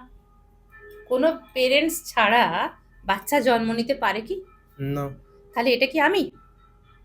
নো। এই হাতটা আমি? নো। হাতটা আমার, ওই মোবাইলটা তোমার, তাহলে ওটা তুমি হলে? এই মাইক্রোফোনটা তোমার, আমি যদি আমারই বলি মাইক্রোফোন, তাহলে এই মাইক্রোফোনটা কি আমি? তুমি যে টি শার্টটা পরে আছো ওটা তোমার, তার মানে কি ওটা তুমি? তোমার যেটা সেটা তুমি হয় কি? না, কোনোদিনই না। বহুত ক্রিটিক্যাল কোশ্চেন, এটা বুঝতে হবে। আজকে আমি যে চেয়ারটাই বসে আছি, চেয়ারটা আমি বললাম আমার, হ্যাঁ। তোমার চেয়ার, আমি বলছি এটা আমার চেয়ার। তো যেটা আমার সেটা আমি কি করে হতে পারি? আমার হাজবেন্ড সেটা আমার কি করে হয়? আমার বডি যেটা আমার সেটা আমি কি করে হয়? তাহলে আমি কে?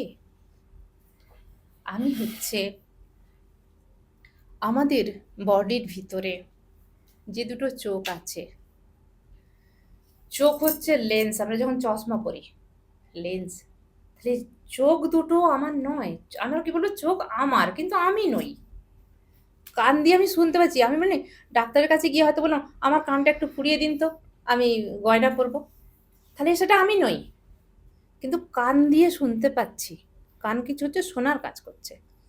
মুখ দিয়ে কথা বলছি, স্পিক করছি, মুখটা আমার, আমি বললাম আমার মুখটা বন্ধ হয়ে যাক বা আমি বন্ধ রাখবো, আমার মুখটা আমি বন্ধ রাখবো, কিন্তু আমি বন্ধ হচ্ছি না। চোখ দিয়ে আমি দেখছি, আমি কি বলবো আমার চোখ দিয়ে আমি অনেক কিছু দেখতে পাচ্ছি, তাহলে যেটা আমার চোখ সেটা কি করে আমি হতে পারে? আমি বললাম আমার চুলটা খুব সুন্দর, তাহলে সেটা আমি কি করে হতে পারে? তাহলে এর ভেতরে যে দ্রষ্টা ভাবে আছে, যে দেখছে, বিয়ন্ড আমি, মানে বডির বিয়ন্ড যে আছে, যাকে ধরা যায় না, মারা যায় না, কাটা যায় না, রোদে শুকানো যায় না, কেউ নয়, সেটাকেই তো বলা হচ্ছে শুদ্ধ, যে যার কোনো জন্মই হয়নি, যার কোনো মৃত্যুও নেই। আমাদের বডির জন্ম হয়েছে, আমার জন্ম হয়নি। আমি আদি, আমি অনন্ত, আমি আদি, আমি অনন্ত, I am universal power, supreme এনার্জির অংশ, নট আই এম বডি। আমি কে? আমার ভেতরে সেই দ্রষ্টা ভাবে যে দাঁড়িয়ে আছে, সেই দ্রষ্টা ভাবকে জাগৃত করতে হবে। সে আছে এই ভিতরেই আছে। এটা একটা পুতুল, এর ভেতরে একটা মানুষকে ছুপানো হয়েছে, ধরে নাও শোল, যে সব কিছু দেখছে, অন্তর্যামী। আমরা কি করছি প্রত্যেকে, এখানে আর একটা কথা আমি পডকাস্টের মাধ্যমে সবাইকে বলতে চাই, আমরা কিন্তু প্রত্যেকেই ভগবানের অংশ, ঈশ্বরের অংশ। আমরা ভুলে গেছি ঈশ্বর কোথাও নেই, ঈশ্বর আছে আমাদের ভিতরে। তাকে যখন জাগৃত করা হবে, তা আমরা বলি না যে একটা মানুষ খুব দান ধ্যান করছে, খুব ভালো কাজ করে, আমরা তখন কি বলি ওই মানুষটা ভগবানের মতো, দেবতার মতো, বলে তো। তাহলে মানুষই তো ভগবান, আর মানুষই তো একদম কিট, মানুষই তো জানোয়ার, তাই না? এটা হয়তো পডকাস্টের সামনে বোঝাবার জন্য আমি ক্লিয়ারলি বলছি, মানুষই জানোয়ার, মানুষই দেবতা। তাহলে মানুষ কখন দেবতা হয়? যখন চক্র রাইজ হয়, যখন চক্রের নিচের চক্রে মানুষ থাকে, তখন জানোয়ার স্বভাবের হয় মানুষ, কিচ্ছু জানে না, তার শুধু তিনটে জিনিস, আহার, নিদ্রা, মৈথুন, এই তিনটে জিনিসের মধ্যে থাকে। এবং এটা কখন হয়? যখন অ্যানিম্যাল থেকে প্রথম মানব জন্ম হয়, প্রথম মানব জন্ম অ্যানিম্যাল থেকে হয়, তারা এর ওপরে উঠতে পারেন। এর ওপরে চক্রে যে আরো কত পার্থিব সুখ বলবো না, স্পিরিচুয়াল সুখ আছে, আত্মসুখ আছে, তারা সেটা জানেই না যে এর ওপরে কি। একটা কুয়ার মধ্যে একটা মেন্ডক, কি বলে, ব্যাং আছে, তো সে জানলো এই কুয়াটাই ওর পৃথিবী। একটা পাখি জানছে ওপরে অনেক বড় আকাশ, সে বলছে না না এটাই ঠিক। তো মানুষ যখন নিচের চক্রে বাস করে, তখন তার কাছে ওটাই সব, তার কাছে ওই জগৎটা ছাড়া আর কিছু নেই, যে উপরে যে আরো কিছু আছে জার্নি। আমাদের যে চক্রগুলো পরপর যদি আমরা দেখি, প্রত্যেকটা মানুষ পৃথিবীতে প্রায় লোয়ার চক্রে বাঁচে, তিনটে চক্রে বেশিরভাগ বাঁচে, আবার দেখা যায় দুটো চক্রে আছে, যেমন পৃথিবী তত্ত্ব, মূলাধার চক্র আর স্বাধিষ্ঠান চক্র। মণিপুর চক্রেও খুব কম লোক ওঠে, মণিপুর চক্রে যারা ওঠে তাদের মান সম্মান প্রতিষ্ঠা, নাম ডাক, তাদের বুদ্ধি, তাদের পয়সার পাওয়ার, নিজের শরীরের পাওয়ার, সবকিছু অ্যাক্টিভ থাকে। যেমন লিডারশিপ, যারা যারা নেতাগণ, যারা বড় বড় জায়গায় চাকরি বাকরি করেন, পয়সা আছে, তারা মণিপুর চক্রে বাস করে। এইটুকুতেই মানুষ থাকে, এখানেই মারা যায়। বেশিরভাগ ক্ষেত্রে দেখা যাচ্ছে স্বদেষ্টন চক্রে বাঁচে, ওখানেই মারা যায়। সারাক্ষণ শুধু অ্যানিম্যাল পশুতত্ত্ব নিয়ে চিন্তা। তাহলে প্রথমে কি আসে, মানুষ যখন লোয়ার চক্রে বাঁচে তখন হচ্ছে পশুতত্ত্বে মানুষ বাঁচে। পশুরা কি করে, খায়, ঘুমায় আর বাচ্চা পেদা করে, এই তো ওদের কাজ। ভবিষ্যতে কোনো চিন্তা নেই। না। কোনো কুকুর বলবে না যে আমার তো বাচ্চাটা হলো, এবার এর একটা এলআইসি করে দিতে হবে, ঠিক আছে? বা কোনো কুকুর বলবে না আমার বাচ্চাটাকে একটা আমি স্কুলে পাঠাবো, কিছু ব্যবস্থা করো। কি একটা ফ্ল্যাট বাড়ি কিনতে হবে, আমাদের তো ফ্যামিলিটা অনেক বড় হয়েছে। কোনো কুকুর বলবে কি? আমি বারবার বলছি, আমার পডকাস্ট যে দেখবে তোমার অডিয়েন্সরাও হাসবে, কিন্তু এটাই বাস্তব। সত্যি কথা। কোনো কুকুর বলবে না, কোনো বিড়াল বলবে না যে ছুটি পড়েছে চলো আমরা লাগেজ নিয়ে বেড়াতে যাই। এটা কার্টুনে সম্ভব, বাস্তবে নয়। এদের হচ্ছে পাশবিক বিদ্যা। আহার, খাবার দুটো পেলেই ঘ্যাঁ ঘাউ মিউ মিউ, ঘুম পেলো যেখানে পারলো ঘুমিয়ে পেলে, এদের সব বেড সমান। বাচ্চা পেদা করতে হয় প্রকৃতির নিয়মে, করছে। কিন্তু মানুষ কি করছে, মানুষের চাহিদা আছে। বাচ্চা হলো, তার এডুকেশন, তাকে ওয়েল এডুকেশন চাই, ঘর বাড়ি চাই, খাওয়া দাওয়া ভালো চাই, নিজেরা কিভাবে ভালোভাবে বাঁচবে। যখন তার মনে এই বিকাশ আসবে যে না, এবারে আমাদের বাচ্চাদের ভালো করে মানুষ করতে হবে, আমরা উন্নতি করব, বাড়ি ঘর করব, গাড়ি কিনবো, টাকা পয়সা, তখন তার হচ্ছে মনুষ্যত্ব। পশুতত্ত্ব থেকে জাগৃত হয়েছে, মনুষ্যত্বে ওঠে, মনুষ্য তত্ত্বে উঠলো। মনুষ্য তত্ত্বে যখন বাঁচলো তখন কি করলো, অনেক টাকা পয়সা হয়েছে, খুব হয়েছে, সব কিছু আছে, এবার একটু মানুষকে দেবো। কে গরিব আছে তাকে একটু কিছু, কারুর ঘর বাড়ি নেই, একটু কে খেতে পাচ্ছে না, কেউ কাপড় পাচ্ছে মানুষ না। কিন্তু এখানেও একটা করে নিজের মানে আমি আমি এটা আমি অনেকে বলেছি ম্যাম, আপনি খেয়াল করবেন। আমরা যখন মানুষকে এরকমভাবে হেল্প করি না, ধরুন আমি করলাম, আমার ভেতরে একটা ঘমন্ড চলে আসে যে আমি না তাকে হেল্প করেছি। এটাই তো কথা, এটাতে আমি বলে দিচ্ছি, ঘমন্ড এই ভাব নিয়ে নয়। যখন ধরো একটা ভিখারি বাড়িতে এসেছে, সে যখন, আমার গুরু এইভাবে আমাকে শিখিয়েছেন যে খাবারটা চেয়ে বললো মা দুটো কিছু পাওয়া যাবে, আহার করব। তো তাকে সেবাভাবে দিতে হবে যে তুমি আমাকে এই সুযোগটা দিয়েছো, তাই আমি তোমাকে এটা দিচ্ছি। এরম নয় তুমি খিদে পেয়েছে আমি দিলাম বলেই তুমি খেলে, তোমার পেটটা ভরলো। এই থটসে যখন এসে, সেটা কি হলো, অহংকার। অহংকার চলে এলো, এই অহংকারের পতন আছে। তার মানে তুমি নিজেকে কর্তা ভাবছো। তাহলে তুমি কি করছো, ইউনিভার্সে স্মরণ করলে যে স্পিরিচুয়াল হবে, সে কি করবে, এই ভগবান তুমি আমাকে আজকে এই সুযোগটা দিয়েছো, মানুষটার পেটটা ভরেছে।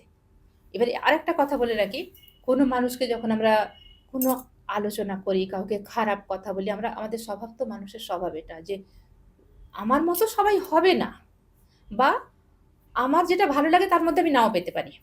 তাই বলে যখন আমরা তার জন্য নিন্দা করি, কারোর কটূক্তি করছি, তো জানবে সবার মধ্যে পরমাত্মার বাস। আমার গুরুজি শিখিয়েছেন সবার মধ্যে পরমাত্মার বাস। তার মানে তুমি তার নিন্দে করছো মানে পরমাত্মার নিন্দে করছো। নিন্দে করা মহাপাপ, কিন্তু আমরা মানুষরা কি করি, সেগুলো বেশি বেশি করে চা পাকোড়া নিয়ে বসে বসে করি, আরো মজা হয়, গসিপ। গসিপ। কিন্তু যারা বুঝে যাবে, যারা আমাদের মতো স্পিরিচুয়াল, তারা কি করবে, তার ভালো দিকটা দেখবে। আমি কিরকম শেখাই, দুটো মানুষের মধ্যে, দুটো বাড়ির মধ্যে ঝগড়া হচ্ছে, মহিলারাই বেশি গালিগালাজ করে কিন্তু, ঠিক আছে?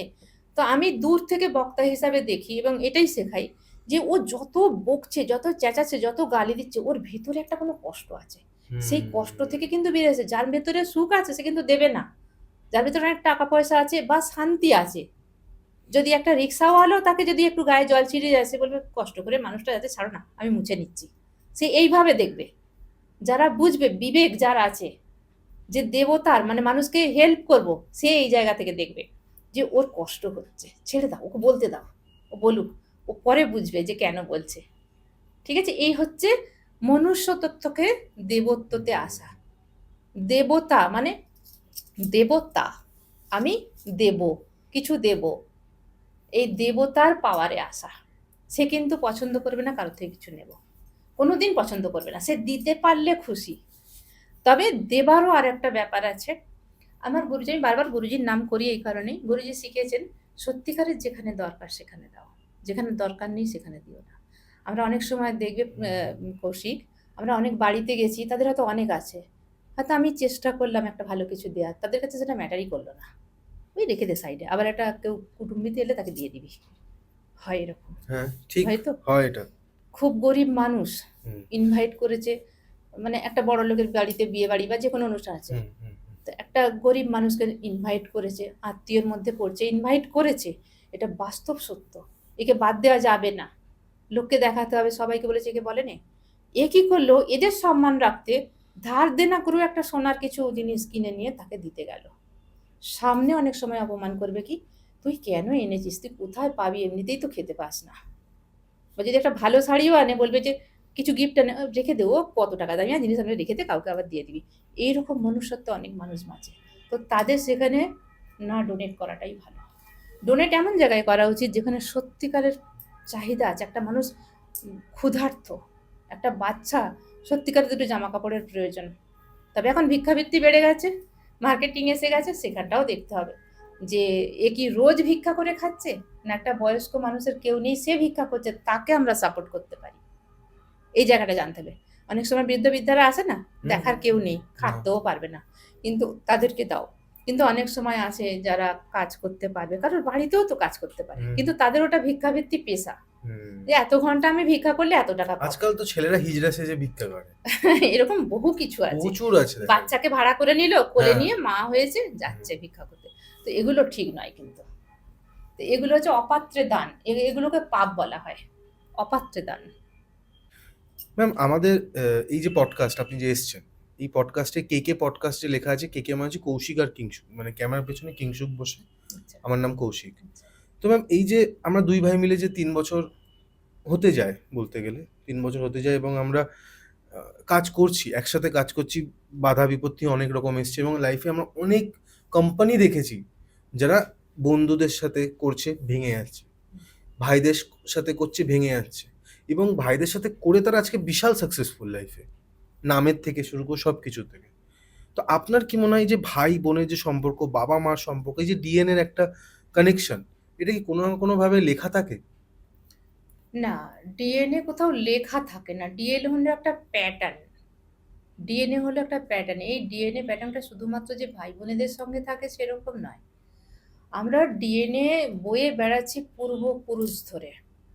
মানে ধরো, তুমি, তোমার শরীরের ভিতরে ডিএনএ আছে তোমার মার তরফ থেকে, মাতৃকুল পরস্পর যাচ্ছে, পিতৃকুল, যেহেতু মা বাবার মিলনে মানুষের জন্ম, তাই পিতৃকুলের সমস্ত যে পূর্বপুরুষরা আছে তাদের ডিএনএ কিন্তু আছে। এছাড়া ভাই বোনের কার্মিক সব কিছু কিন্তু একসঙ্গে মিলিত হয়েছে। এবারে আমি আরেকটা এখানে বলতে চাইছি ভয়ঙ্কর তথ্য, যেটা অনেক মানুষ জানে না। এই ডিএনএ গুলো, আমরা তো প্রত্যেকটা মানুষ বাবা এবং মার ডিএনএ বয়ে বেড়াই, হুম, প্রত্যেকটা মানুষ। মহিলাদের ক্ষেত্রে কি হয়, বিয়ে হয়ে যখন আসে আবার হাজবেন্ডের ডিএনএ বইতে হয়, হাজবেন্ডের মা বাবার। তার মানে মহিলাদের ক্ষেত্রে নিজের মা বাবা হলো ডিএনএ, আবার যখন বিয়ে হলো তখন হাজবেন্ডের মানে বাবা মার ডিএনএ আমাদের শরীরের মধ্যে এন্টার করছে, হাজবেন্ড ওয়াইফ মিলিত হবে, হুম, তাহলে ডিএনএ অবভিয়াসলি চলে আসছে। এবারে একটা ভয়ঙ্কর তথ্য দিচ্ছি, কোনো মহিলা বা পুরুষ যদি অন্য কারোর সঙ্গে শারীরিক সম্পর্ক বাইরে রাখে, কারণ এখন অনেক মেয়েরা কলেজে যারা পড়ছে, অনেক মেয়েরা, বেশিরভাগ মেয়েরা অনেক জনের সঙ্গে সম্পর্ক রাখছে, শারীরিক সম্পর্ক রাখছে, তো প্রত্যেকের ডিএনএ বয়ে বয়ে নিয়ে এসে শরীরের মধ্যে এন্টার করছে, জড়ো করছে। এর এর মধ্যে কি হচ্ছে, শরীরের বিভিন্ন রকম প্রবলেম আসছে। নমস্কার, আমি সুপ্রিম এনার্জি সুজাতা অধিকারী। আমি অনলাইন বা অফলাইনের মাধ্যমে অনেক কিছু সাবজেক্ট শেখাই। এছাড়া স্পিরিচুয়ালিটির কোর্স আমি করিয়ে থাকি। যারা মনে করছেন যে জীবনে স্পিরিচুয়ালিটিতে, সংসার জীবনে এসেও কিভাবে স্পিরিচুয়ালিটিতে আপনি গ্রো করবেন, শিখিয়ে থাকি, অনলাইন অফলাইন দুটোর মাধ্যমেই শিখিয়ে থাকি। এছাড়া আরও অনেক কিছু এনার্জি সায়েন্সে শিখিয়ে থাকি, যেরকম রেকি, এঞ্জেল হিলার, এই সমস্ত কিছু, বহু কিছু কোর্স আমি শিখিয়ে থাকি। শুধু আমার নাম্বারে আপনারা কল করুন এবং ডিটেলস জানতে আমাকে কল করতেই হবে, সব তো বলা সম্ভব নয়। তাই আমি চাইবো প্রত্যেকটা মানুষ জেগে উঠুন, আপনাদের ভেতরের পাওয়ারকে জাগিয়ে তুলুন। প্রত্যেকটা মানুষই পারেন সব কিছু করতে, কারণ ডিএনএ মানে কি, ডিএনএর মধ্যে পূর্বপুরুষের স্মৃতি, তুমি কাকে বয়ে নিয়ে এসেছো তোমার শরীরের ভেতরে, এটা দেখতে হবে। সাপোজ একটা কলেজ লড়কি কলেজে যায়, 5টা 10টা ছেলের সঙ্গে শারীরিক সম্পর্ক করে এসেছে। তো যারা সেই ধরনের লেভেলের ছেলে তারাই তো ওর সঙ্গে মিশবে। তাদের পূর্বপুরুষদের রক্তে নিশ্চয়ই সেটা আছে। এবার ভয়ঙ্কর কিছু মানুষ পূর্বপুরুষের মধ্যে থাকতে পারে, খুনিও থাকতে পারে, চিটিংও থাকতে পারে, মার্ডারারও থাকতে পারে। সেই ডিএনএ ওর মধ্যে আসছে কিন্তু। এদিকে ওই লড়কি বুঝতেই পারছে না যে আমার সঙ্গে কেন এই বিহেভিয়ার আমার চেঞ্জ হচ্ছে ধীরে ধীরে। মাঝে মাঝে মনে করবে বাবা মাকে খুন করতে যাবে হঠাৎ। বাবা মা ভাবছে যে আমার মেয়ে তো এরকম ছিল না, কেন এরকম হচ্ছে? তার বাবা মা তো জানতে পারছে না বাইরে কি করছে। হঠাৎ করে দেখবে ভাইকেই গলা টিপে ধরতে যাচ্ছে, মারতে যাচ্ছে, বা তার বিহেভিয়ারে এমন কিছু চেঞ্জ আসছে, সে যেন পোশাক আশাকে সবকিছু চেঞ্জ করে ফেলছে। এটা কিসের জন্য হচ্ছে? সে ডিএনএ, কত জনের ওরকম ডিএনএ বয়ে বেড়াচ্ছে তার ভেতরে আছে, এবং বডিতে প্রবলেম তার হবেই হবে। এবারে বলে রাখি, ওটা হচ্ছে ভয়ঙ্কর তথ্য আমি দিলাম, হবেই তার মধ্যে ডিএনএ প্যাটার্ন।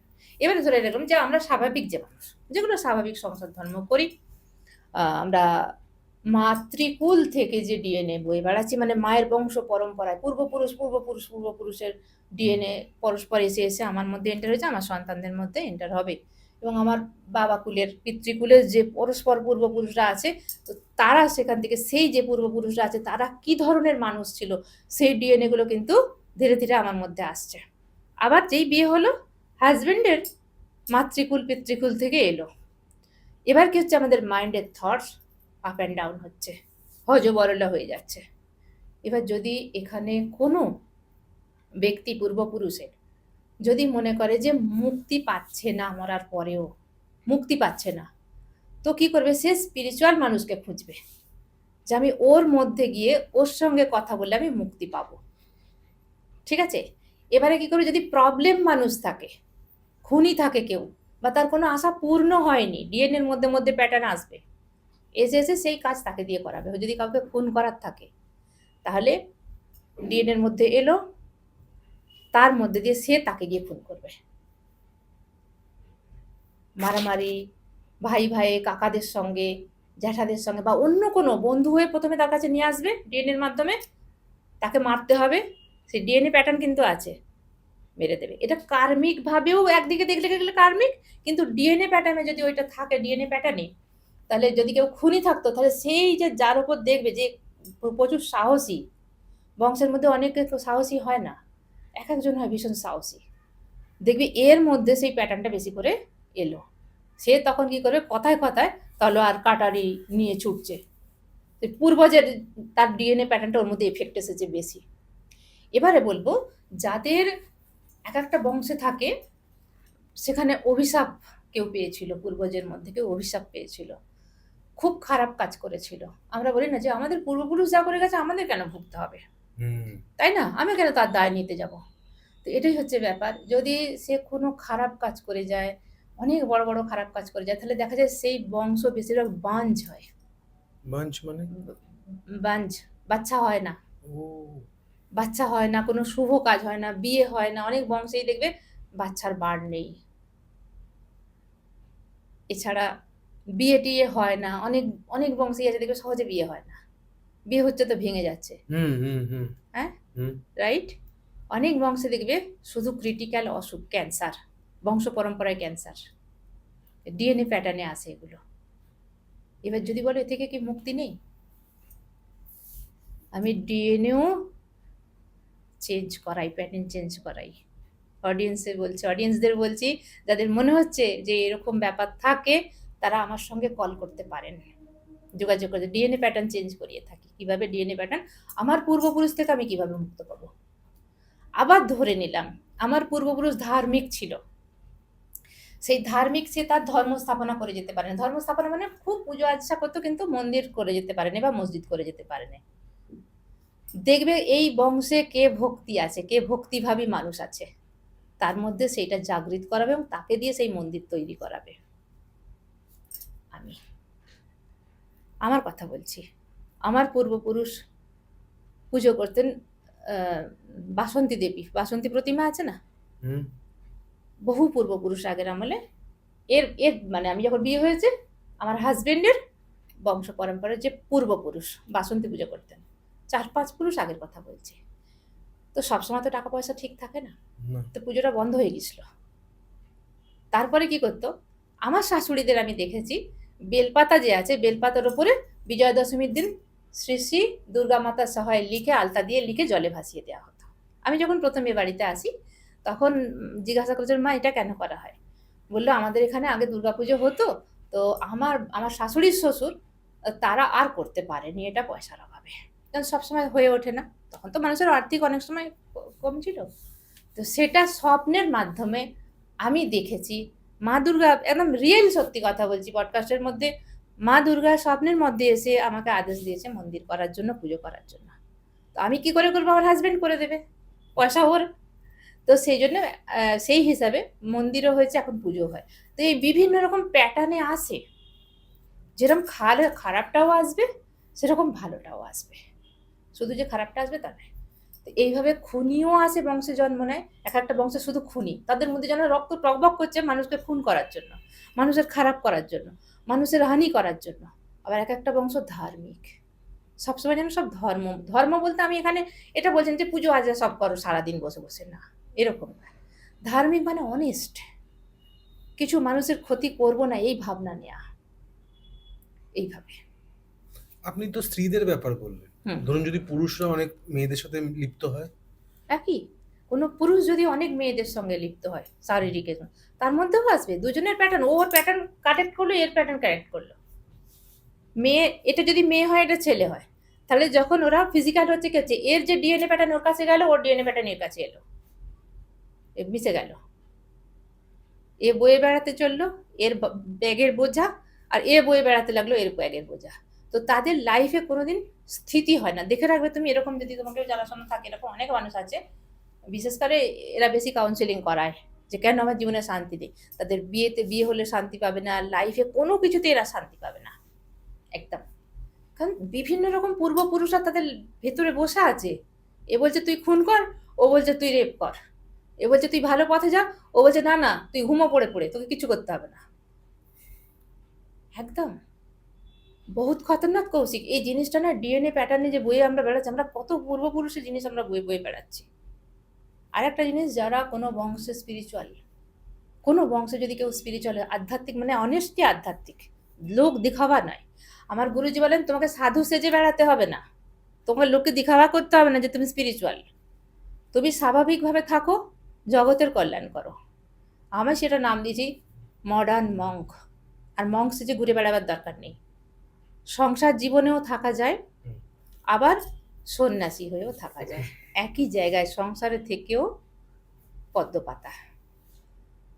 জগৎ কল্যাণের কাজ আগে মানে জগৎ কল্যাণ বলতে মানুষের, আমার পরিবারে যারা যারা আছে তাদের প্রতি যতটুকু ডিউটি আমাকে কর্তব্য করতে হবে, তারপরে তো আমার কিছুটা সময় থাকবে সেটা পরমাত্মার জন্য। বাহ ম্যাম, আমার আজকে পডকাস্টে একেবারে শেষের দিকে আছি। একদম।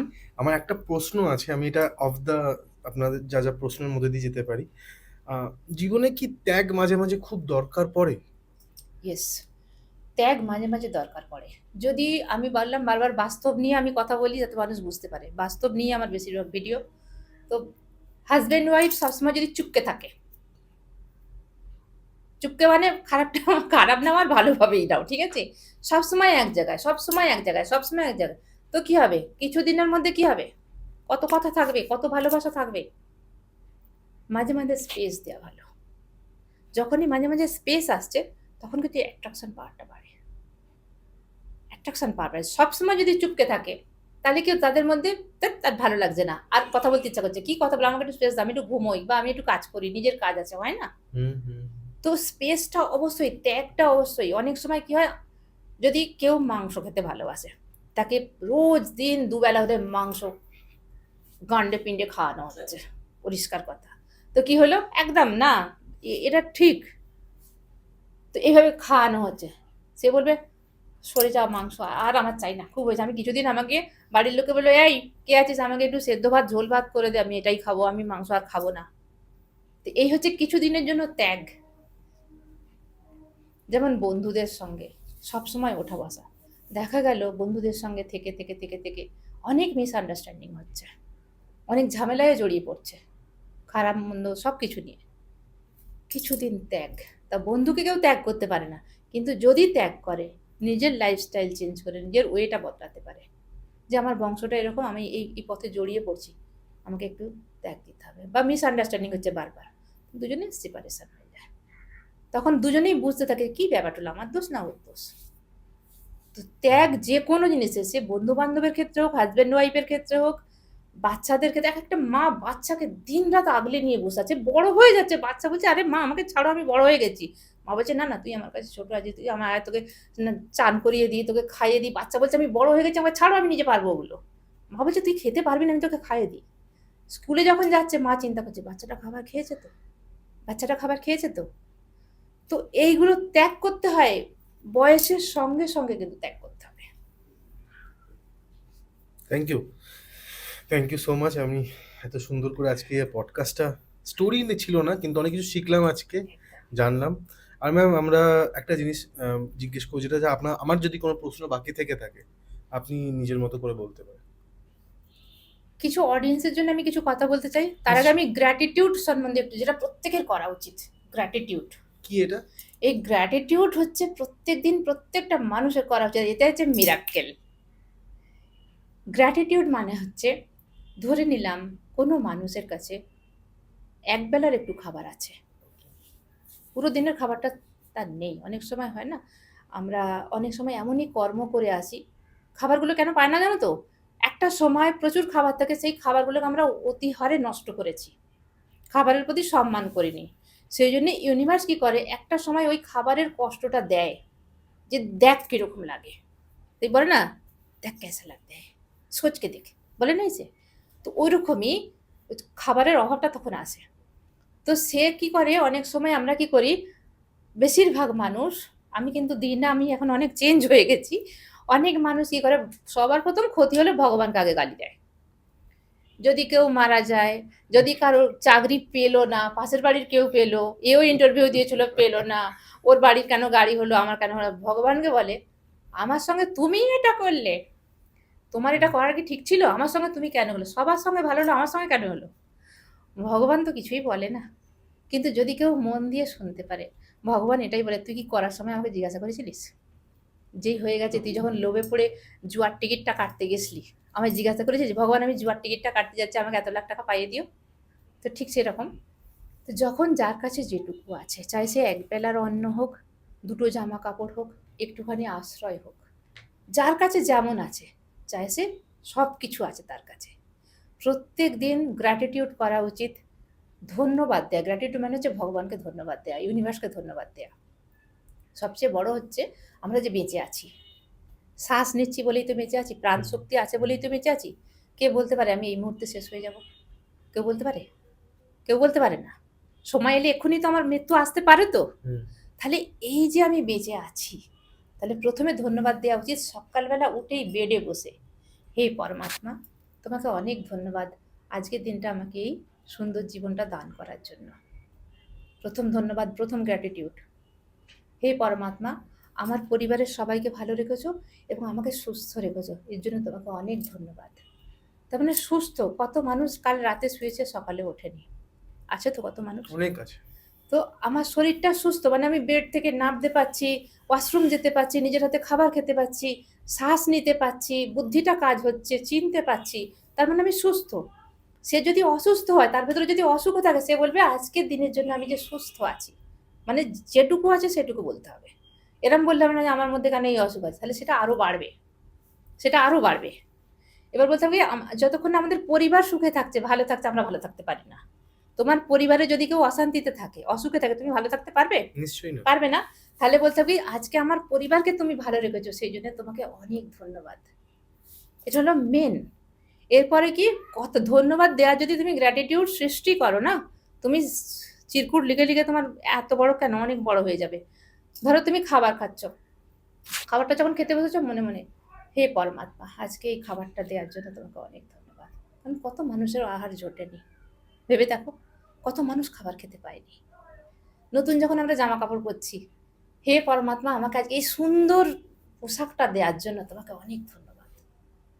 হে পরমাত্মা আমাকে এরকম বাবা মা যেমনই হোক, অশান্তি হবেই, সব সংসার আছে, আমাকে এরকম ঘরে জন্ম দেওয়ার জন্য আমি তোমাকে ধন্যবাদ জানাচ্ছি। বিরক্ত হতে নেই প্রত্যেকটা জিনিসে, তোমার কাছে একটা কার আছে, হে পরমাত্মা তুমি আমার এত খেয়াল রেখে দিয়েছো, আমি যাব কষ্ট হবে বলে তুমি আমাকে একটা কার দিয়েছো, অনেক ধন্যবাদ মন থেকে, দিল সে হোনা চাইয়ে, ওই উপর থেকে নয়, ভগবান তোমায় ধন্যবাদ দিলাম আমাকে এই গাড়িটা দিয়েছো, ऐसे नहीं, দিল সে হোনা মানে চাইয়ে, বলার কথা বললে হবে না। দিল সে।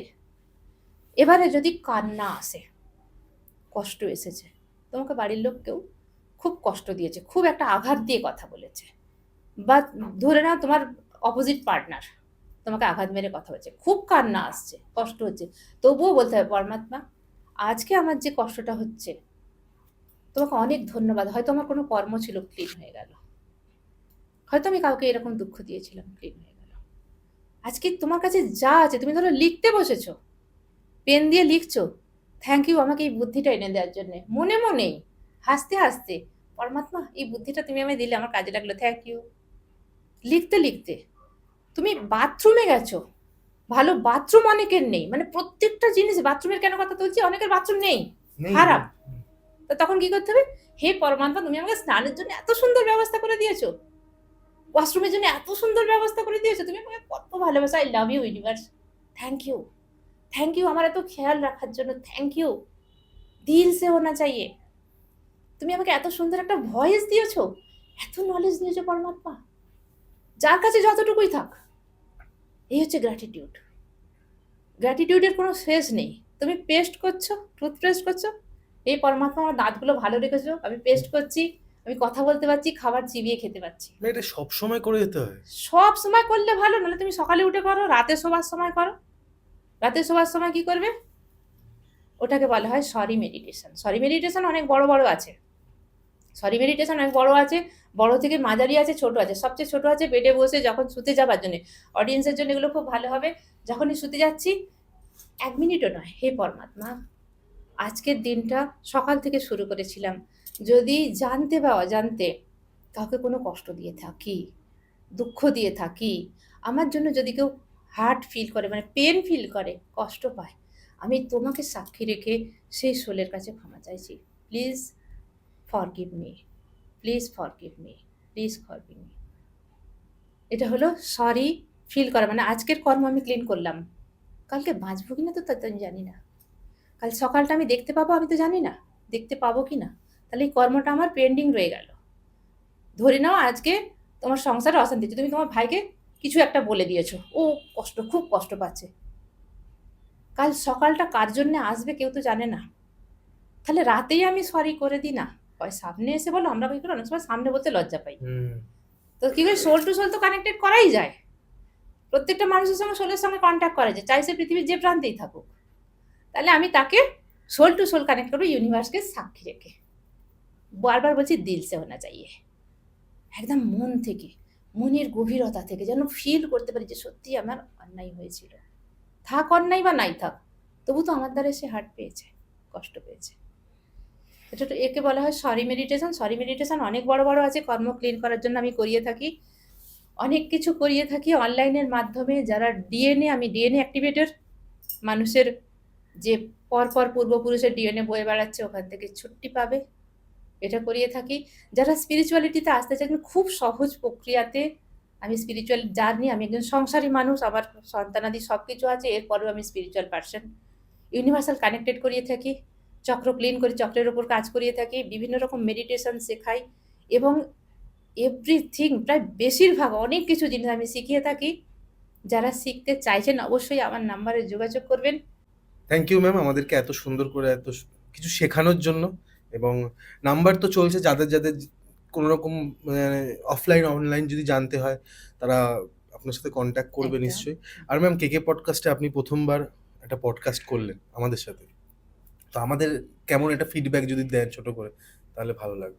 না, যে আমি এখানে এসেছি কে পডকাস্ট, কৌশিক কিন্তু সব ভীষণভাবে হেল্পফুল, এবং কথাবার্তা খুব ভালো, আচার ব্যবহারও খুব ভালো, আর আমি একদম ওপেনলি কথা আমি বলার সুযোগ পেয়েছি, বলার সুযোগ দেয়া হয়েছে, কারণ এই প্ল্যাটফর্মে বসে যদি বলতেই কিছু না পারলাম তাতে কিছু হলো না, খুব সুন্দর করে আমি বোঝাতেও পারলাম, আমাকে সময়ও দেয়া হয়েছে, সবকিছু খুব ভালোভাবে কিন্তু থ্যাংক হয়েছে। ইউ ম্যাম, তোমাকে থ্যাংক ইউ সো অনেক মাচ। ধন্যবাদ। আর হ্যাঁ, আমি আর বেশি দীর্ঘায়িত করবো না, নাম্বার কিন্তু দেওয়া আছে বাদিকে। আমি আপনাদের হোস্ট কৌশিক সেন, আজকে আমাদের গেস্ট সুজাতা ম্যাম, এবং আমি আপনাদের হোস্ট কৌশিক সেন, আর ক্যামেরার পেছনে অ্যাজ ইউজুয়াল কিংশুক সেন। নমস্কার, নমস্কার ম্যাম।